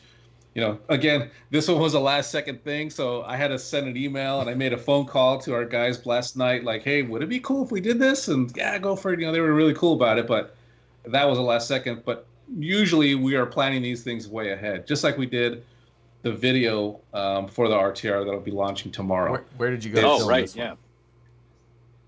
This one we did in Big Bear. We actually kept it close. You guys do this over Memorial Weekend? So I think it was the weekend before. I can't remember because Randall and I were out there. And I know you probably saw our story. Yeah, I'm always watching. I know Josh is they're doing this. Even I'm watching. I'm like, we're shooting something. We're shooting something. Yeah, so we couldn't get out. So here's the next challenge with this whole COVID situation, the way the office works. Technically, they don't really allow us to go out and work together.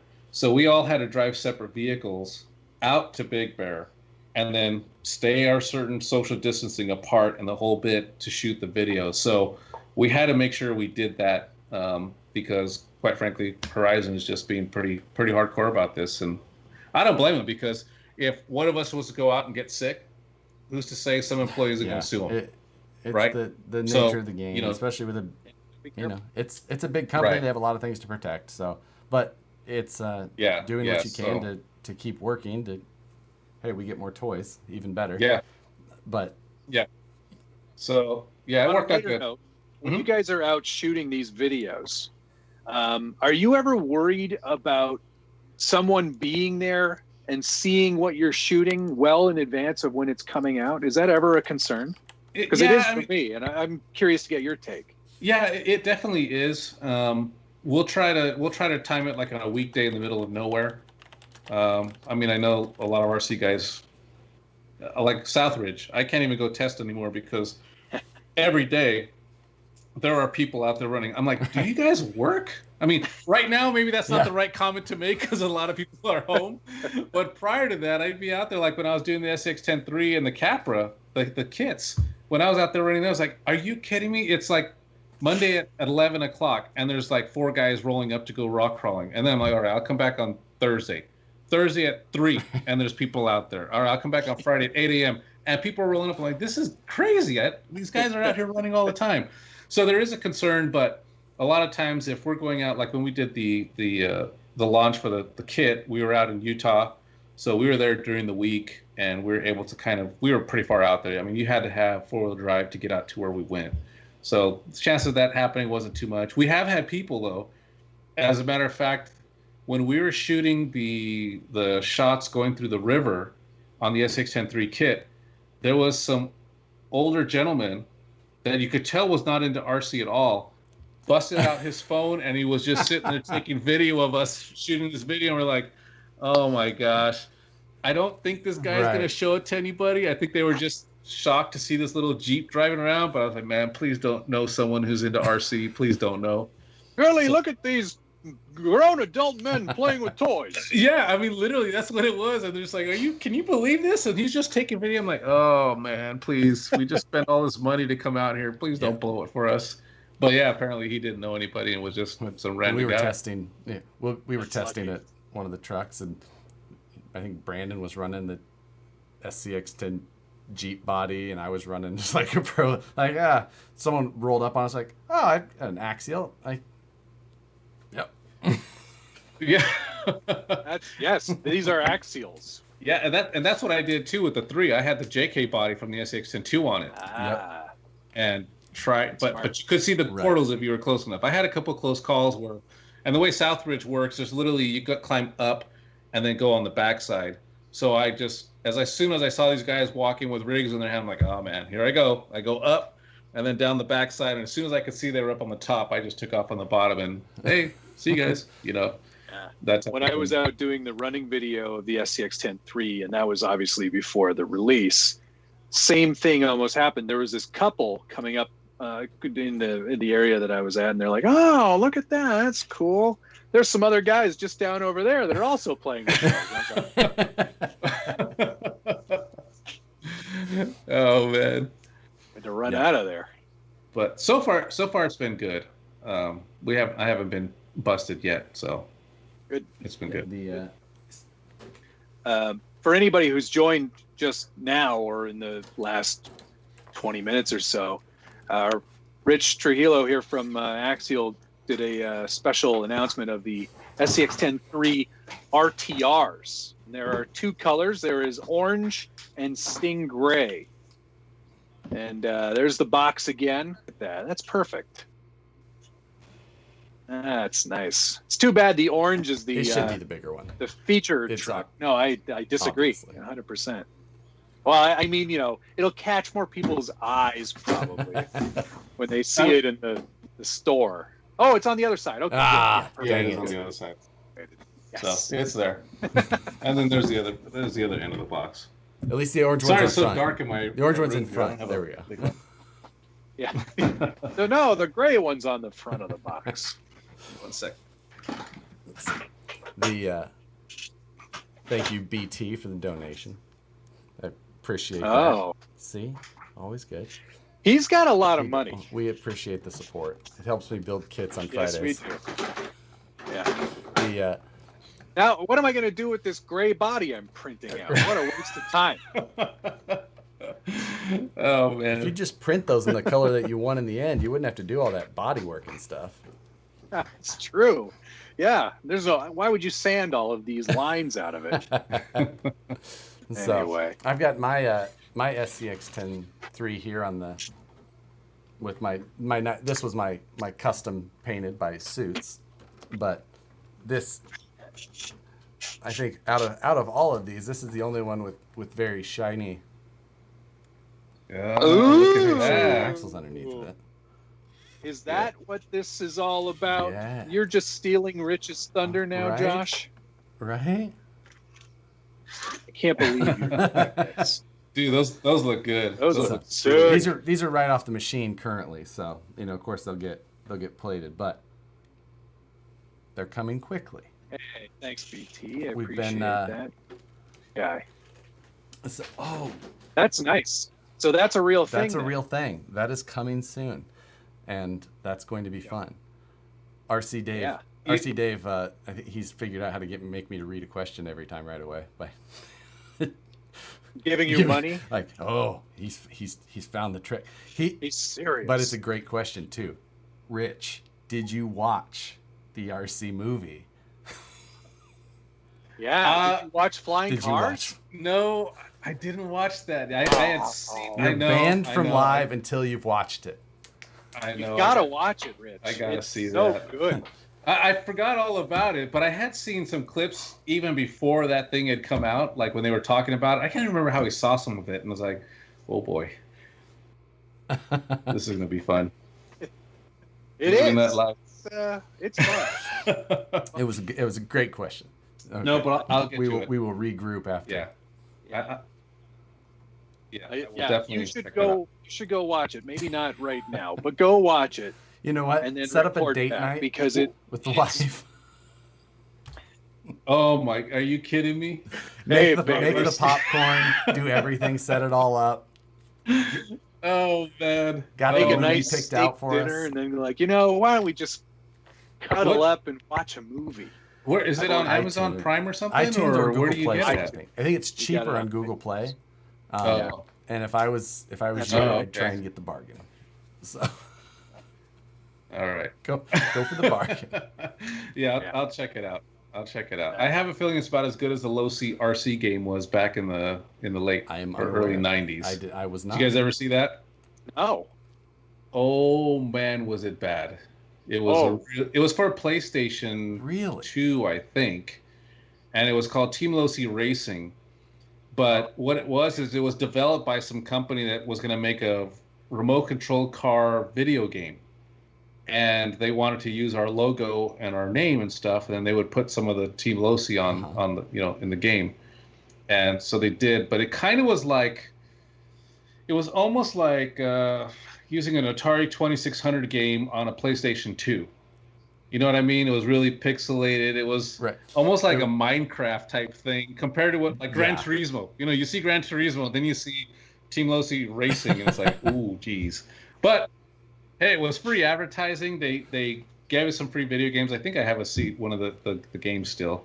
But if you can rustle that up, I would love to see just the box art and the screenshots on the back. Yeah, I think I only have the disc. I think I don't have the box anymore. That's but I got social media post. There, Rich. I'm just saying. Yeah, that's for the internet. I'll bust that one out. Yeah, it didn't last very long. They came to us. We said, sure, why not? We'll get our name on a video game, and then it was pretty much on the 99-cent rack within like a month, I bet. Yeah, that's there's been a handful of RC games. I remember there was like an actual arcade game that was almost like the Ivan Stewart one, wasn't there? I think there was Nintendo put out one that was really, really good. It was very much RC cars on a track, and that was it. But you had you could get a truck, or you could get a car, or you could get a couple other things. That one was very good. Yeah, for its time. I just remember some of them like that. Ours was more like someone who is totally not into RC and what they think RC is. They designed the cars, and that was the game, and how they thought RC people probably use them. RC Pro-Am is what it was called. Yes, RC Pro-Am. I'm just imagining that was a great soundtrack to that. It probably sounded exactly like Nicole's version. I think I threw it on my PlayStation. I think I played it for 5 minutes and was like, oh, okay. There you go. I'm done. We're done with that one. Yeah, Super Off-Road. I think that was the one. It was a stand-up one with the pedal and the wheels. Wasn't bad. Oh, yeah, I think it was like great. that. You could just spin that wheel forever. Either way. Right.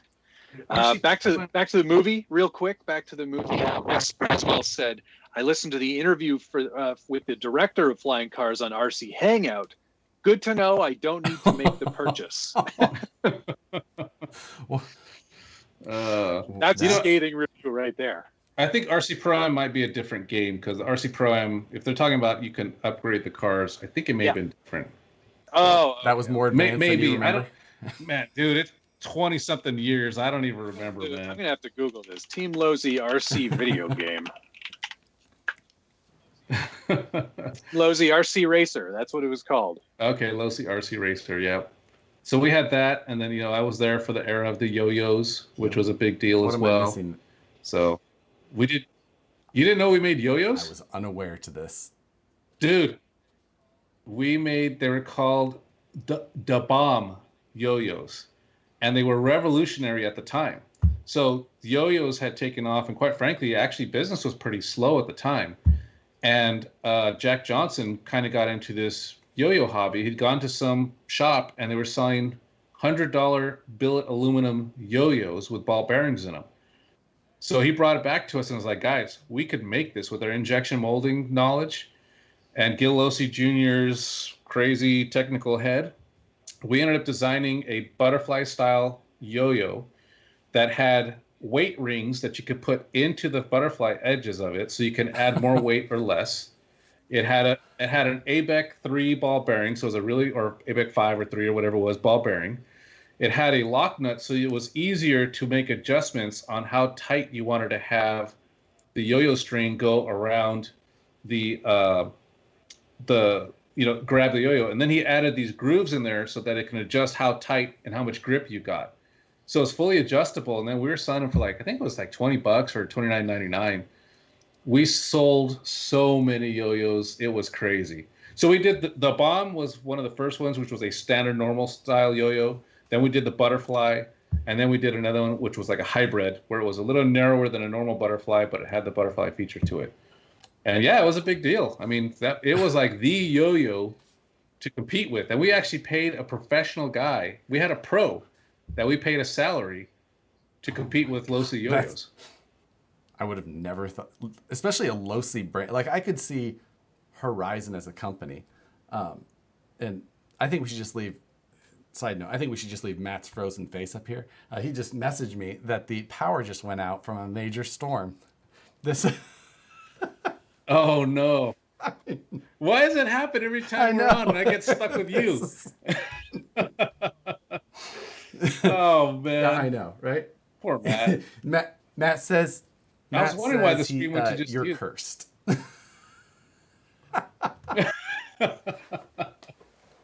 Holy cow, that's funny. I know. I was wondering what happened to him this second time. That's impossible. Yeah. But I know. Well, right? That sucks. Poor Matt. Oh my God. The Dude, first it's the internet last time, and this time the power goes out. I guess I am bad news for him. So, I know a few people just popped in here. The good news of tonight, before Matt lost his ability to communicate with the outside world, was that Rich brought on the 2 new versions of the SCX 10.3 RTR and showed those. I'm going to just adjust the screen here for a minute so that since Matt is left that building. But right. So yeah, for those that just showed up, I can talk about features if you want quickly for everyone. I can do that. So basically, it's an SCX 10.3 kit that's basically pre-assembled. It's an RTR. It has all the same materials, all the same components as far as the body and the vehicle itself. It has the same bead locks. Everything is the same. The transmission is fully assembled with the 2-speed in it, but it is locked out, and it does have the dig as the 3rd channel option. It comes with a DX3 radio. It comes with our Firma combo ESC receiver, which you can bind to pretty much any Spectrum DSMR radio. And then also you can program the ESC and change the functions of it. Not, well, the functions, but also some of the specs if you want to add more drag brake, less drag brake, that type of stuff. There's no difference, like I said, material-wise. It's going to come in gray and like a cement color gray and orange. And the matte price is $499.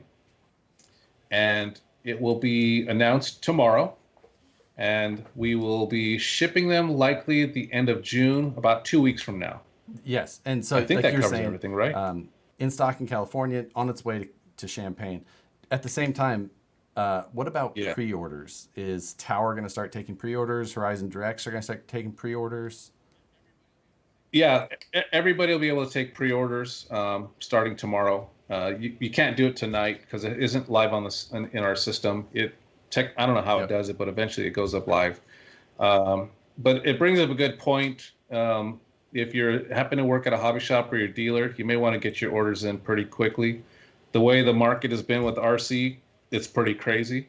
We have a good amount of them coming in, but as those of you that have been waiting for kits, you understand that they're tough to get, and we're flying. I would highly suggest you're going to put an order in with your dealer tomorrow, and get it on order. But even though they're in the warehouse in California, they're not shipping. So don't call, don't ask. It's not going to happen because technically they're not even in inventory per se. I did QC them, I did check them out, make sure everything was good. But once shipping them. Yeah, that's good news that the pre-orders will open right away. People can start getting in wherever they plan to. Yeah. It is nice to see the whole spec list just carry over. I was surprised when you did that on the Capra, just because it was something that usually it's been kit had a little bit nicer bill of materials, and then the RTRs were a little bit stripped down. Cool to see that again with the axial stuff gonna take that trend now. At least on this one, I can imagine that as you guys work on other Jeep bodies down the road. Jeeps, I know. I'm on board. Yeah. I hope they. Well, for those, I will say that we are working on other bodies that are not Jeeps. Fine. It's gonna be down the road. Just but 8 sales, I guess. Yeah. But yeah, I know it's funny because they're, like I said, and I've said it before, is Jeep is such a big partner of ours, and then on top of that, they just sell, man. People buy Jeeps and they love them. So yeah, the hardcore guys that are on here that have everything else but a Jeep, I get it, guys, but I want to make money. Exactly. And that's and those other 95% of the people love the Jeeps. So you will still see Jeeps in the future because they're good partners but we are going to be mixing up the styles of bodies and things like that over the next year, 2 years, that type of stuff. We're way out. We're talking already 2022 and 23 right now. So yeah, I mean, a lot of stuff out there. Projects are. It's not fast to get these things done with tooling and all that. You were on, like we said a couple of months ago. We had some really good discussion for people who aren't in the business. If you're ever kind of interested to hear like the timeline of projects that go into mass production like this, with concept, design, tool sampling, production, shipping to market, and all that, we had a really good discussion about that last time. If you want to go back and listen to that, it's really interesting. You could definitely learn something about the behind the scenes side. Yeah, but it's fun sharing that too, because we get we all get beat up over why don't they just come out with it? What's taking so long, and where is it, and what's the big deal? And it's like, man, there are just so many things behind the scenes that have to happen and kind of flow along that it takes time. It takes time. Yeah. So it is. I thought it was a pretty fun conversation, and I did get a lot of feedback from people saying they enjoyed listening to us talk about the process and stuff. So you should go back and take a look at it. It is good info to hear about how some of that stuff, comes to be. But seeing those, being side by side, but speaking of, you kind of mentioned about people just looking for kits right now, and I'm sure these are going to get eaten up. People are still looking for entertainment right now. I'm trying to build a different kit on every Friday right now, which is no easy task. Right. It's no easy task to just find a kit to build every Friday that I haven't already built, that doesn't cost me, ridiculous money at least. Finding Tamiya kits right now is very difficult. Yeah. I did. Yeah. I do have one a Tamiya kit for this Friday. That's actually the one sitting up above your left shoulder there. That the Fat Fox Buggy Raw version of that. Right.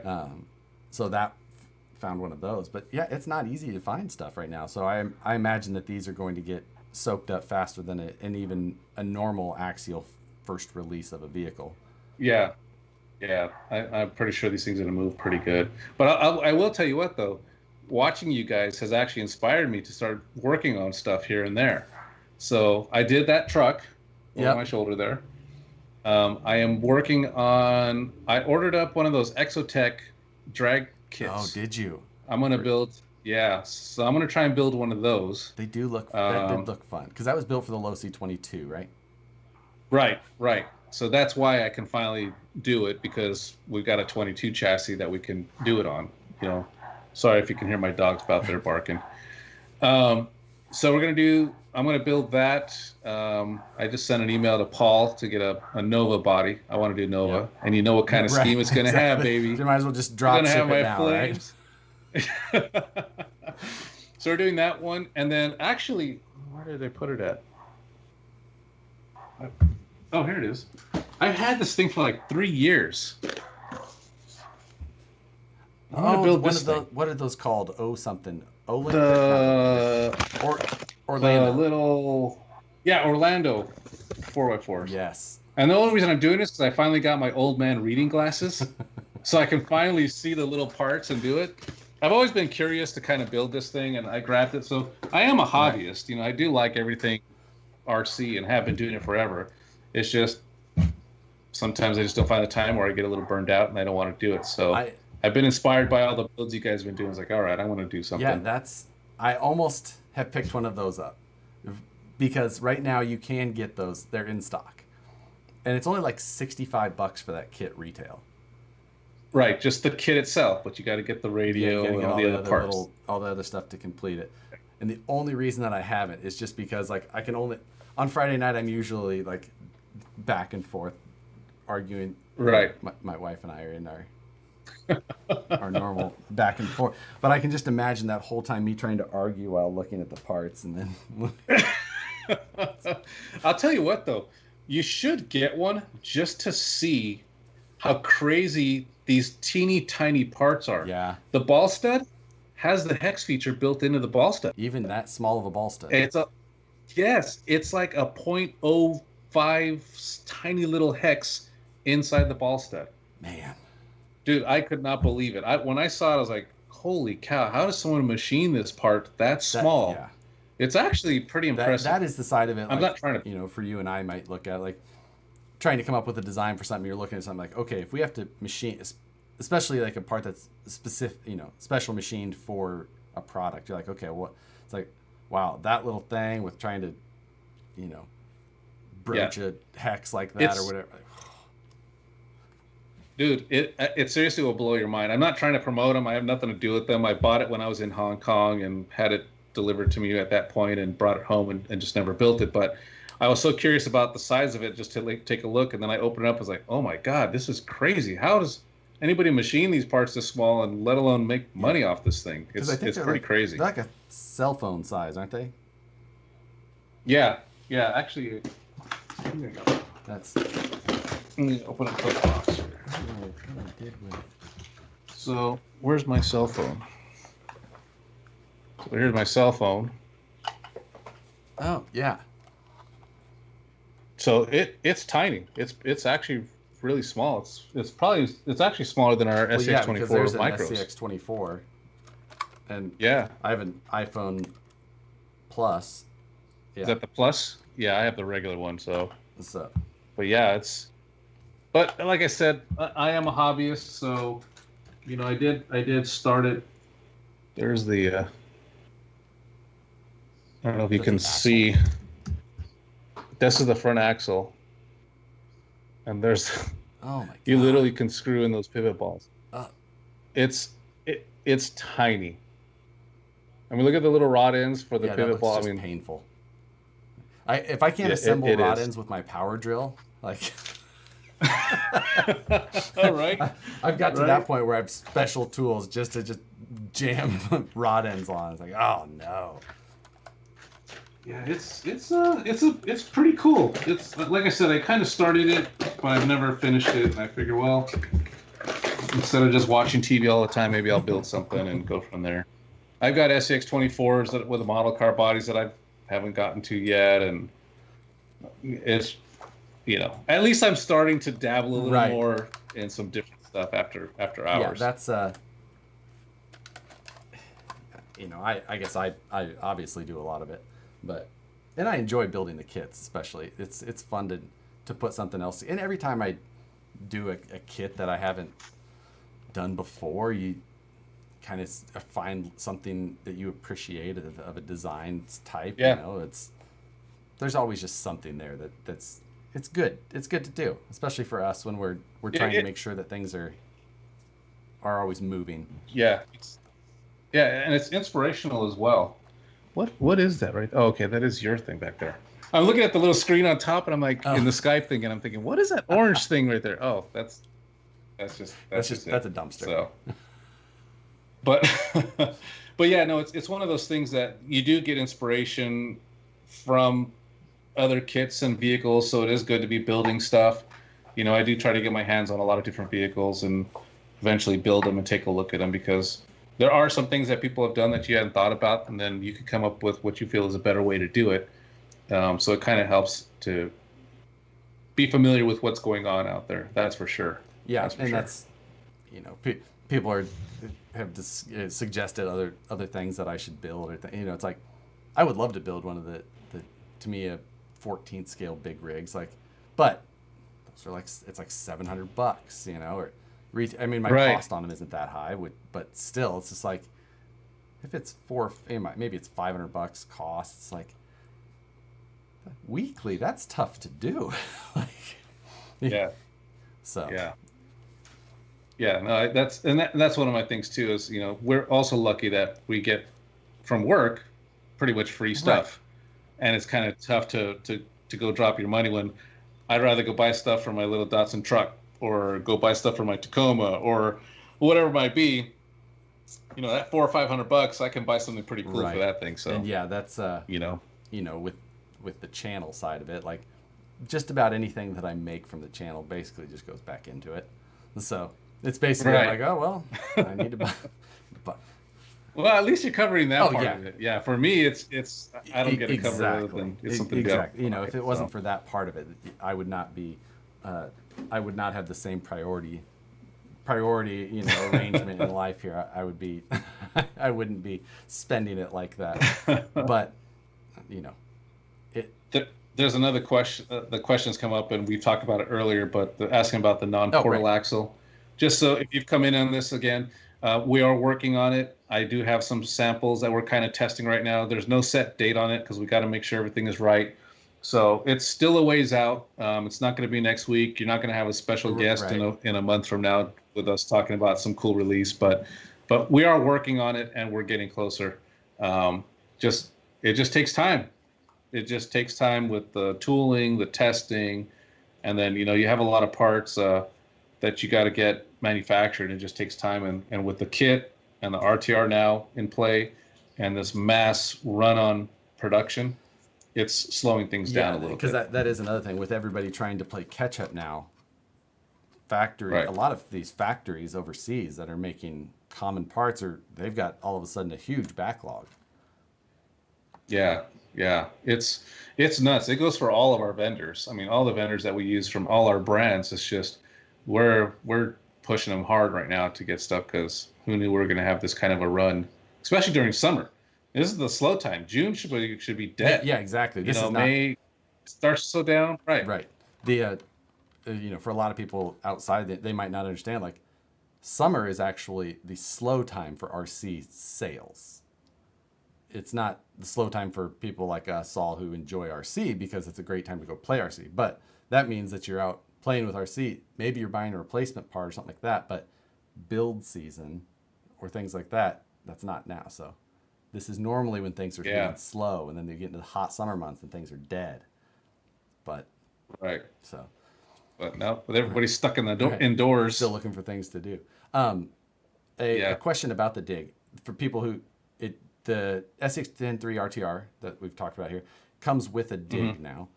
Is dig setup on the radio included, and you've discussed that it's a momentary. So you press and hold it, and it will go into the dig. Is there that radio can be programmed to have 3-position though, correct? Yeah, it can be 3-position, and actually can be 5-position, I believe. Like if you want to do, I've been messing with it for rear steer, my rear steer capper that I have, where you can do like, I think it's like 50% throw and then 100% throw. So you can kind of mess with that thing. So that DX3 is programmable. So there's that third channel can be programmed 5-position, 3-position, momentary. I'm not sure what some of the other ones are. I know it's pretty programmable. So it's tricky. You got to hold the wheel, push the button, do this, do a hand backflip, and then balance it. But it is doable once you learn how to do it. Almost so it's not that bad. I'm joking around. Futaba, but like it's really not that bad. Especially, I had to change when I was building these vehicles. I had to take the stock setting of the DX3s and change them, and you get used to it, and it's not really that bad. Because the only fun part is when you're setting the endpoints on the dig, you have to use the EPA setting for the steering. So you have to crank it all the way back to 0 once before you go into programming mode.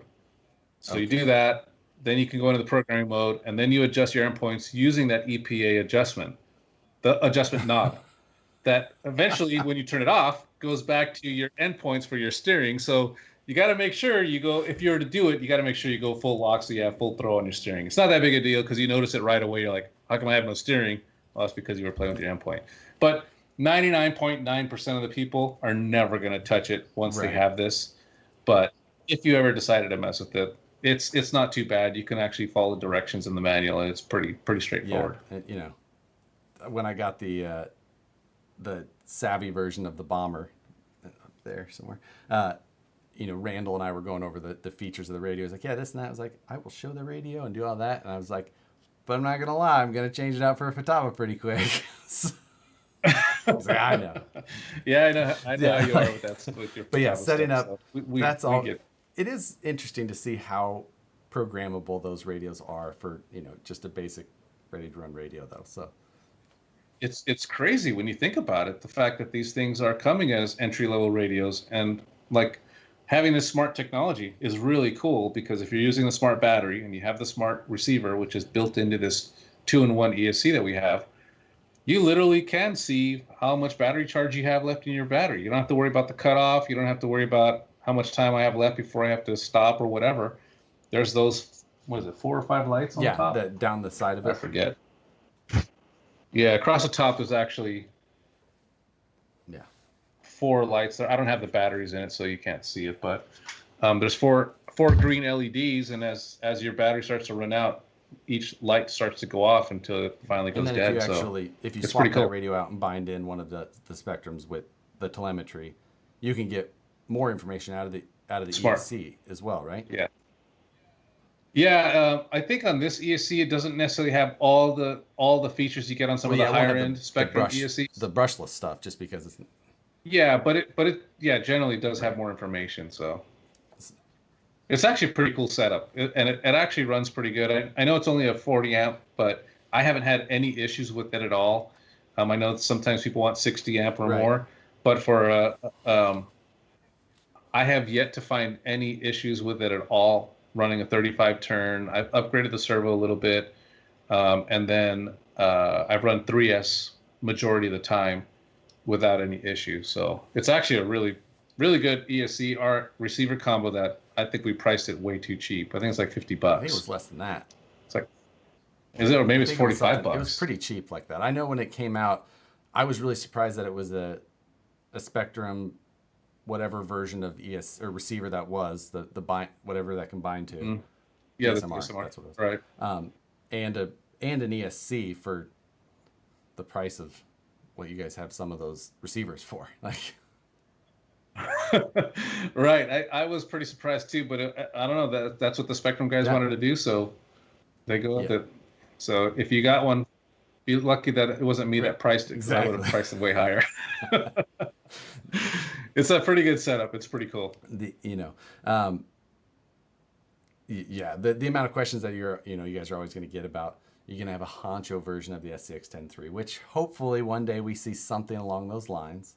Imagine a different body, but I hope that we see a truggy style like that again someday. I always really liked that from Axial. Body styles in general, that's always going to be the hot button for the SCX-3. But I think that platform's open to a lot of pretty cool options you guys can do, especially with the 2-piece frame rail setup. Yeah. I think it'll be cool to see what you guys do in the future with how things can be changed or modified, and how much you could change the truck without having to redo everything. So yeah, it's gonna be we got some cool stuff that we've got in the pipeline. We are gonna keep the SX10 II honcho around and the deadbolt for quite some time, because of the price point. We have a certain price point. Getting an SX10 III down to that price point is gonna be pretty tough. But the idea of doing a molded cage or some sort of other vehicle, yeah, those are definitely things we're definitely thinking about. Obviously, I can't tell you guys what we're doing, but yeah, $44 for that Firma. So yeah, I'm telling you guys, if you run Spectrum radios, you cannot beat that 2-in-1 system. Especially if you've got like something freaking awesome. It's just basic brushed stuff. Yeah, if it's a general scaler, yeah, and it's brushed, and you're going to go out and just run general electronics and your general servos and stuff. If you're not comping it, if you're going out with a crazy comp rig and you got 4 pounds of weight on it and you're whatever, then yeah, that's one thing. But in general, this has got to be the best ESC out of the box for an RTR that is programmable too, which is crazy. You can change the parameters on it with the little dynamite box. I know Hobbywing makes a ton of the ESCs that are shared by a lot of everybody. I mean, we all know. It's like, well, we see a programmer, like, well, it's a Hobbywing programmer, but we know Hobbywing stuff and how nice how nice it's been. Right. And it is nice to see their programmable options in some things, and it's cool to see more and more programmable stuff be run down into just ready to run stuff now. So, especially coming from when we started, like when I started crawling, we would find like what ESC, like we didn't have drag brake. That wasn't a thing. For drag brake, we just had to like set our pinion mesh too tight so it had drag.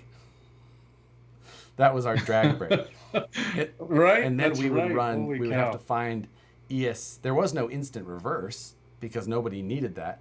So we would have to find ESCs that we could run in reverse so that we had an instant reverse, but it was actually forward because they had an instant reverse to forward. Oh, you know what? Damn, I didn't even do that. So, wow. Yeah, we were running like LRP little ESCs that were just, and you could run them, forward was reverse so that you could hit reverse and it would actually go right. But then you had double pump to go forward, and it was ridiculous. But that's so crazy. How far things have come. I mean, when Axial with the what was it, the AE2 or AE3, right? Or whatever the one where they rebadged or rebranded some Castle stuff. Oh, yeah, that's right. I think it was the AE2. Yeah. That was a great ESC, but obviously it had a higher cost. So it was one of those that was that's why that ended up getting replaced. But now, the Hobbywings we saw come in at first were pretty okay about it. Right. But now everything's just continued to keep, especially being able to find features that are like made for our trucks now. It's like, wow, what? Yeah. We're really something crazy now. Yeah, that's for sure. What else we got here? People are asking. I see what receiver's in it. It's the Firma 40. It's basically a 2-in-1 combo. It runs our DSMR and it's got a speed controller built in it.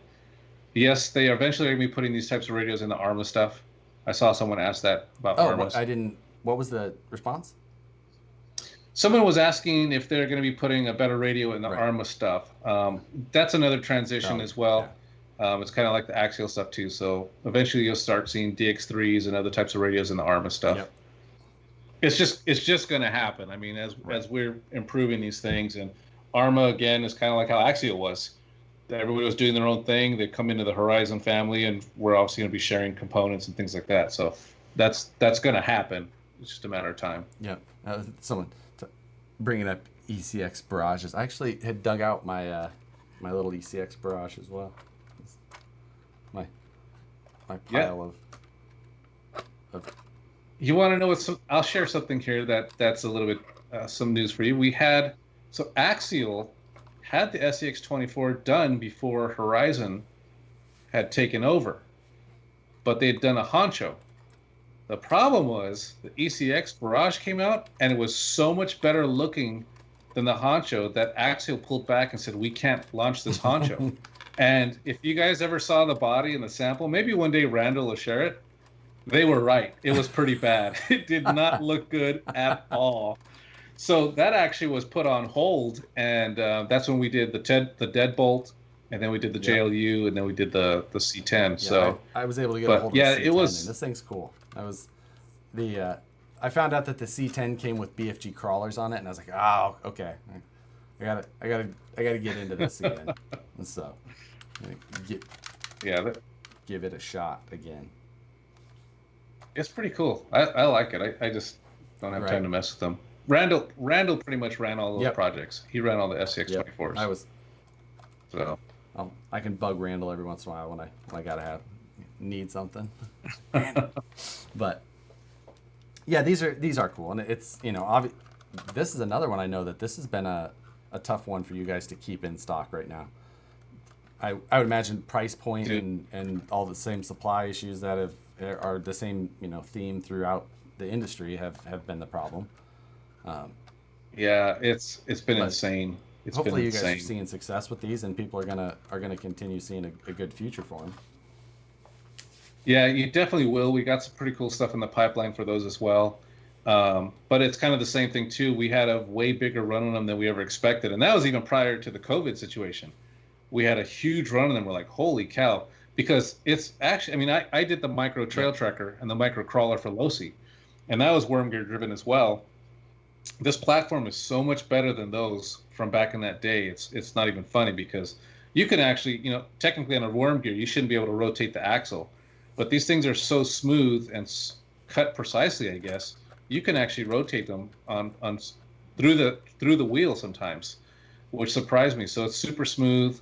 The electronics are way better than we had back then. It's a great little product, and people are having a good time with them. Yeah. So yeah, you'll see more coming out for sure.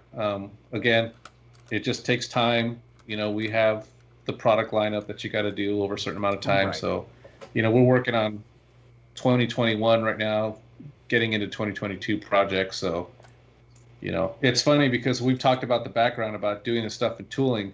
This RTR was done months ago. In fact, it was pretty much done when we were talking about the kit, back then. So it's kind of funny when now I get to talk about this stuff. And it's like, well, it's kind of, I almost forget, because it's like, dude, I'm so far ahead on all the other stuff that we're working on that I'm going back to this stuff. It's just like any of the times when I'm doing any live video. Live videos are the worst, because you're always trying to remember, like, you and I we'll be working on a project. A project to us can be like old news in our head, because we've been looking at it every day for 3 months or 6 months or a year. So it's just like, that's just the thing I've been working on or playing with for a year. And I'm like, I still can't talk about that during a video, but it's like, it's my life outside of this room. So when I come into this room, I'm like, I got to forget everything. And That's funny. Yeah, someone was asking if I worked at RCCA. I've written articles, Radio Control Car Action. I've written articles for them in the past, and I used to write for RC Car Magazine that's right. off and on as well. That was 20 years ago that I did a crawler article, scale crawler article. It was in 99 or 2000. And the guys who ran that magazine had gotten Tamiya Mitsubishi Pajeros. Oh, yep. And they had taken the BFG tires and they had cut the tread so they had more knobs. Oh, God. And they're telling me they're going to go crawling. I'm like, dude, I got something that'll crush you guys. I had my Tamiya Bruiser, and I had the Proline, was it Dirt Hog tires? It was Well, kind of like a treaded like a pattern. It was block kind of pattern. smaller. Yeah, it wasn't a Dirt Hog. I can't remember what it was called, but it was blocky. It was kind of small in diameter. It was much smaller than the Blackfoot tires that were on them originally. And we went out to go crawling, and I just crushed them out at Vasquez Rock Park, which is a famous place out here in Southern California where they've done movies and stuff. And I ended up writing articles for them about scale stuff and Tamiya cars and all that type of stuff. So to answer that question, didn't really work for RC Car Action, but I did write articles for these guys throughout the years. People talking about, does the RTR have a new waterproof box for the Firma 40? It doesn't, because the Firma is waterproof. Water resistant. It's water resistant. Water resistant. Right. Yeah. But it does come with the radio, with the receiver box if you're in gonna the change kit. things out. If you're going to change things out, yeah. So, yeah, that's should be a pretty nice little pack. I know I removed my radio box and put my ESC there as well. I have a Tekin RX4 in mine, but it just did the same. Mm-hmm. Removed it, put my ESC there since it's also waterproof, or however they call it. Right. Rich, how can you get the light bright version of the SCX24? I don't know. Oh, that's funny. I actually, I met the Light Bright couple a couple years ago at King of the Hammers, and they've been really cool. We gave them an SCX-10-2 JK, and that dude just beats the crap out of it. So if you don't know who Light Bright is, they actually have a YouTube channel called Light Bright. I think it's Light Bright Nation or Light Bright. And they basically have a JL, and they were smart. They were one of the first ones to get the JL and beat the hell out of it. And people started watching them because they would actually go out and wheel the crap out of this Jeep JL that was brand new at the time, and what they hated about it, what they liked, and they've been progressing to doing more and more stuff to their Jeep. And now they actually are full-time. They don't even have a home. Oh. They actually live on the road, going off-roading, and then they do drifting. They've been in that Netflix show where they did the drift competition, yeah, like Stunt what was Track. that called? It had like Rutledge. I can't remember the name of that and show. It was like, Yeah, that show. And it's the blonde girl that was driving the 350Z. It's them. It's that Gotcha. couple. So they do the Jeep stuff. And so we gave them one. And then when we were doing the SCX-24, I was like, oh, you know what? I'll hook them up because they've been really cool. We just gave them a kit and didn't ask for any promotion, nothing. And they have been awesome. They're like, we love our SCX-10-2. They promoted it in multiple videos and shared it. So they've been really awesome.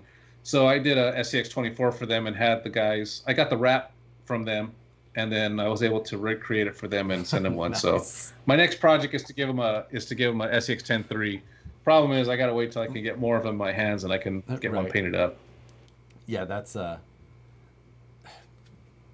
the question is like, it's just an interesting question to pose. I assume I know could guess the answer, but any chance of getting a kit version of the UMG 6 with some of the upgraded parts like the 4x4 UMG has? Like, are you guys like looking back at older platforms like that? Like, once you're going to keep going, I could see, but are you going to do anything? Right? I wouldn't imagine so. Like, no. Yeah, no, the 6x6 is such a niche market. It's super, super small. One of the reason we did the 6x6 was obviously we were trying to come up with some ideas to kind of fill the product lineup while we were working on the 3 and the Capra. And so that thing was kind of in the process of like, it'd be kind of fun to do a 6x6. So that's why we did that 6x6, but it wasn't because we knew it was going to be a home run and we were just going to sell millions and hundreds and thousands or whatever of them. It's a pretty, like I said, niche market. It's very small, so you won't be seeing a kit because it's got to make sense to produce these, convert RTRs to kits or vice versa. The same thing goes with the bomber kit. I get asked about a bomber kit quite a bit, but it's usually the same people and it's usually the same kind of niche group that wants to build a kit. The problem is there's a reason the kit went away. We weren't selling them. The bomber kits just were not selling. There just wasn't enough people that wanted to build that kit. And so that's why it went away. So you're not going to see a bomber kit anytime soon. There's no plans for it. And you're not going to see a 6x6 kit as well. I have to imagine the 6x6 kit would have been a lot easier to ship than that. that RTR 6x6. Yeah, that giant box. Yeah, that thing was. And you know, I'm gonna have some people that are gonna bust my balls too about the clicking on a 6x6, because we had apparently that middle ring gear was an issue, or some people had it. To this day, I still have not been able to get one in my hands to look at. And it's funny because I have people saying, you know, like on the Facebook groups, that it's this giant issue. Unfortunately, it's not. Unfortunately for me, it's not, because the amount of vehicles that we've sold, and I do see the reports and emails and calls, it's almost non-existent. Unfortunately for those guys, and I believe them. I understand. I've seen your videos. I don't know what to tell you. I have not been able to get one to do it and have it in my hand and do it. So until that day comes, it's hard. And I've told people, send it to me. I'll take care of it personally, but I haven't been able to get that. So the other one seems to work good. There's a couple YouTube guys on there that just, unfortunately, the one YouTube guy got one, and oh my God, he will not let go of it like a pit bull on a bone. And it's like, I don't know what to tell you. I've tried to get these, so yeah, it is one of those things. You know, I was able to get a hold of one of these. This is the builder's kit, which you guys are going to keep the builder's kit, because it's a solid platform. It's such a good price point. And so I had seen somebody put together one of these, the 6x6 cab with the 4x4 bed, and using the 6x6 rear frame extension kit. So I was like, oh, I've got to do one of those.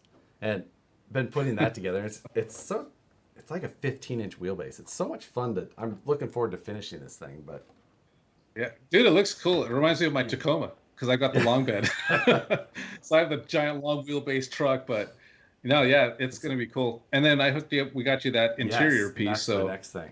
So that's going to be nice, especially for those guys that do have the 6x6 to be able to drop that in there, or builders in general, because it's a cool body.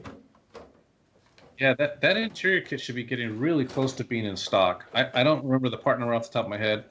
I'm a bad employee. I should memorize this stuff. AX 33031 3I31. Might be. AXI 33001. I was almost there. What? Yeah, because we went to that 6-digit number. I almost had it. Yeah, those should be coming out pretty soon, if not already. Yeah, that's I think Tower had it shown on there as a early or mid June. Granted, Tower releases things all the time without knowing. But man, well, Rich, I do appreciate the opportunity, the phone call yesterday, and of course Matt's curse of now losing his power and not being able to. That is so crazy. I am bad news for that guy, man. No, I appreciate you letting me come and bring it on here. I have fun talking with you guys and interacting with you guys put out for the video. So yeah, it should be pretty cool. It's not as extensive and as epic as Utah or going in Utah, because that is such an epic landscape. But we did some pretty cool stuff, and we had a good time shooting it. So I think it's going to come out pretty good. So I'm pretty excited to see. I have not been up to Big Bear yet to crawl, and I want to do that. So yeah, it's you definitely have to find certain places, because it is definitely more sandy dirt type stuff. But once you get off to some of these trails out there, you can actually find some good rock locations and things like that. There's one. It's going to be funny, because there's one section where it's a pretty cool shot where it's kind of going through what looks like scale of trees and stuff. Dude, it's literally a bush off to the side of a trail that we looked and we're like, I think we can run it through there. And with the camera down, it's going to look epic. And it's like, if people saw what the actual reality of where that is shot, they're just going to be cracking up if they saw it. My God. Yeah. Like, I don't even think I could find the same bush, because it was just random bush off the side of the trail. Ran into those same situations. Like, oh, let's stop here and take photos. It's like, this is a drainage ditch. You know that, right? He's like, just wait. And he takes pictures. I'm like, man, that turned out good. Like, yeah. But yeah, it should be cool. So Randall did the Randall. Hey Siri, you doing something? Sorry, hang on a second here. Randall did the navigation again. He knows the area, so he took us out there. I did the same thing of thrash fasting to get RTRs together so we could run them for the videos, because what happens is I'll get the good ones and I'll send those off to our team to take pictures and do for the box art. and then I'm grabbing chassis and putting them together, and they are the actual RTR. It's just, yeah, I am building them myself and getting those together.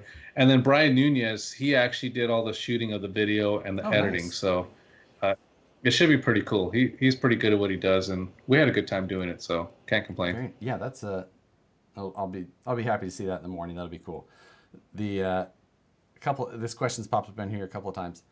That little Firma 40, a good fit for the Yeti Juniors, I would think. Or is it a little big? I don't know if it's a little on the big side. I don't know if I have a. It's so dark in my office here because I just had this little tiny lamp. Oh, actually, I have one. I got one handy right here. I'll open it up and then I'll put it next to my iPhone, and maybe that'll give people an idea.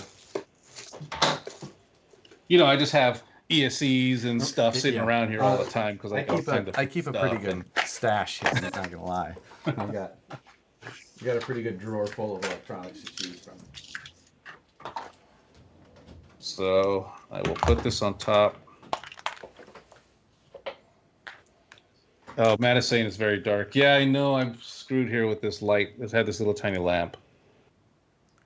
Let's see here. There you go. Oh, that's. So that's a regular iPhone. Right. That's kind of a bad shot. Sorry, I'll try this way. Is it focusing at all? I can't even tell. So small. But yeah. So I don't know. It might fit in there. I don't have, believe it or not, a Yeti Junior. So let's see. Will this help? My sister-in-law liked her room nice and dark. So that's why I have like a 50-watt bulb in here, and that's it, and it's super dark. So I don't know if that helps out at all, but anyways. Yeah, I mean, it looks like half a business card. You know what? I have a minute. The technology that's available right now is astonishing. Yeah. So it's 2 inches long, and it's about 1.25 inches wide. So if you have a Yeti Junior and you think that'll work, and it's about 3/4 of an inch thick. Yeah. So maybe that'll work for you guys. Before you go, I think there's been a few questions, but you should explain to people about your little Datsun, because. Oh, my 620. Yeah, that was impulse buy. Not that I'm some baller, but it's a 1973 Datsun 620, and it's got a SR20 engine in it. It was converted with individual throttle bodies out of a JDM Nissan Pulsar GTI or something like that, and it's on airbags, so it literally sits on the frame almost. It's got these crazy fender flares and all that type of stuff. It's actually pretty cool. It's a death trap. It's so scary to drive, because my buddy that I bought it from literally had bought the truck, rolled around with it, which is like a stock looking truck with this big motor in it. Then he decided to go crazy for SEMA, and he cut the wet fenders, put these big flares, slammed it with airbags. Well, they took the torsion bars off. They took the sway bar off. They took the front link that goes from the frame to the lower control arm off and just put an airbag. And it has the stock bushings from 1973 on it. So when you drive that thing, it's only on airbags. You just don't know what direction you're going. I mean, if I hit a little pothole or a little roll in the road, I'm either turning hard left or hard right, and you just never know which way it's going to go. It is so sketchy to drive. I'm sharing I'm about to share a photo of it. So. Oh, okay. It's a badass little truck. It is so fun. It sounds ridiculous. I mean, it's so loud. But it's just fun. And my buddy made a deal that I just couldn't refuse. And my wife is super cool about this stuff. It was funny when I got it. She's like, okay. I said, hey, I think I want to buy this truck from Steve. She's like, oh, okay. Well, can we road race it? And I'm like, no. She says, can we drag race it? I was like, no. I said, in fact, it smells like fuel all the time, so it's gonna be tough for you to sit in it because she has asthma. And I said, and it's scary to drive, and it's super loud, And she's like, so it's pretty much impractical. And I'm all, yep. She goes, well, it makes sense that you want it, so go ahead. If that's what you want to do, go for it. She's well, so you cool, make man. terrible decisions. It sounds like something you'd like. Yeah, she's like, this fits right up your alley. So it's pretty fun. Actually, ironically, I talked to an old buddy of mine, and it's funny how this RC world always seems to come together. A buddy of mine from the track I used to manage in the 90s, early 90s, he used to be my 10 key guy. He used to help me run the races. So I would announce the races, and he would actually punch the cars down where they come through the lap and punch the 10 key. He was like 15 years old. Well, he started his own business in our local city, and he's a fab guy. He does mostly Volkswagen stuff, but he does hot rods and all kinds of stuff. So I actually hit him up today to see if he would be willing to help me fab some shocks and get this thing a little more safe to drive on the road, because I don't go above 35 miles an hour on this thing. I mean, it's so scary to drive. It's so cool, but it's just, and I can't take any credit. I didn't do anything to it. I put new floor mats in it and a new battery, and that's pretty much it. What is one of those? If you had to try and replace what would one of those run you? If you were to try and I know that. Shoot, so I've seen stock ones that are bone stock and beat selling for $7,000. Okay. $7,000. This guy had 20 grand into this truck. The interior, like he did custom leather interior, so the bench seat, that was like $3,000 or $4,000 for the interior. But you look at the body and it's all rusted and beat up on the outside. But like those fender flares were imported from Japan. They were $2,500 for the flares and the front lip. And then the wheels were like $3,000 for the wheels that are on it. And then the airbag system was like another $2,000. And then the truck that he bought with the motor, I mean, it was like $20,000 in it. That's why I'm not gonna say what I paid for it. That's why I wasn't asking that. Just trying to protect the innocent, but yeah, he gave me a pretty killer deal. So I even told my wife the truth on what it cost, and she was cool with it. So yeah, she when she heard what I was getting it for, it was a good deal. So I just lucked out. He was bored. He was tired of it. He just was like, it sits in the backyard. It's been back there for 2 years since SEMA, and I don't even start it up. But he got me good, because I came by his house to pick up a truck from him. He was working on my truck, my real truck, my Tacoma. And he knew I liked the pictures on his Instagram feed every time I saw him post that thing up. So I go by to pick up my truck, because he had worked on it on the weekend. And he's like, hey, why don't you come back to the backyard real quick? Oh, come here, check this out. The car covers off, and he's like, oh, I got the keys. Let me fire this thing up. I mean, he dangled that carrot right there. He's like, just buy it, dude. Just buy it from me. You'll love it. It's like, oh, man. So, yeah, we worked a deal. So it sits in my garage. I drive it. I try to take it out once a week. Just go keep everything kind of flowing through the system. Put new gas in it. Sitting. So.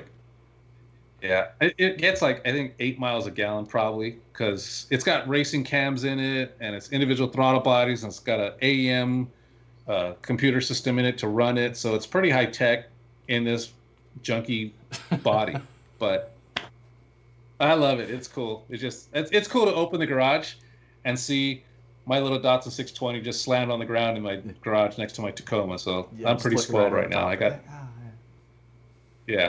Yeah, it's cool. It is a little bit of a storage unit, though, too. I do put boxes back there before they go to the office. So I got to clean it out every time, before I go take it somewhere. Yeah, that's... luckily, my toys used to be bikes, so they didn't become storage units. It was always the same thing, though. It was like, my Hayabusa, and it got like 8 miles to the gallon. I'd ride it all summer. People are like, oh man, it must be nice not to have to buy as much gas. I'm like, this gets way worse mileage than my Jeep. That's crazy. Worse. Wow. Yeah. But so, man, I appreciate it again, Rich. Cool. Thanks. Hey, thanks for having me on and letting me come and do this at the last second. It's always fun to talk to you guys. And anyway, I think next time it'll just be you and I. And we won't even ask Matt to come on, because he's just gonna end up shutting off anyways. So he's messaging. We'll just do us and so annoying. Yeah. That's funny. Yeah, I got a text from him too here. What did he say here? Oh yeah, he's sitting in the dark. Yeah, he has zero power. I don't know if anybody could see that. Look at that. Yeah, he's sitting in the dark there. That's pretty funny. Well, cool, Josh. Hey, I appreciate it. Thanks for coming on. Good times. We'll watch for everything tomorrow morning. Everybody, watch the Axial page. The video will go live, I'm sure, usually around like 6 a.m. our time. 6 or 7 a.m. I think is when it goes. Yeah, I'm not sure. Yeah, I'm not sure what time it launches. They with the international guys, they'll be going live here probably around midnight our time. I can't remember what time we programmed the launch of the video. I think last time the kit we did at midnight. Yes, that's right, because I stayed up late and watched it. Yeah, so I'm not sure what time they're doing the RTR one, but it'll go live tomorrow. You'll see all the information, all the part numbers, all that type of stuff, and we'll go with that. I appreciate everybody's support. I know everybody comes on here and has some questions. We don't answer all of them. We try to. I wish I could give you guys all the information and stuff. I mean, if you guys could see what's behind this camera, oh man, you guys would love to see what it is. But I can't show any of you guys what I got going on. So, but I appreciate everybody following up and watching this stuff, and it's been fun. Stuff. Thanks again. Thanks everybody for joining. Appreciate it. It was a good time. I'll see you guys Friday for another live build and all that, and next Wednesday again we'll be back on here, all the same scheduling. So thanks again, guys. We'll see you next time. Take it easy. See you guys.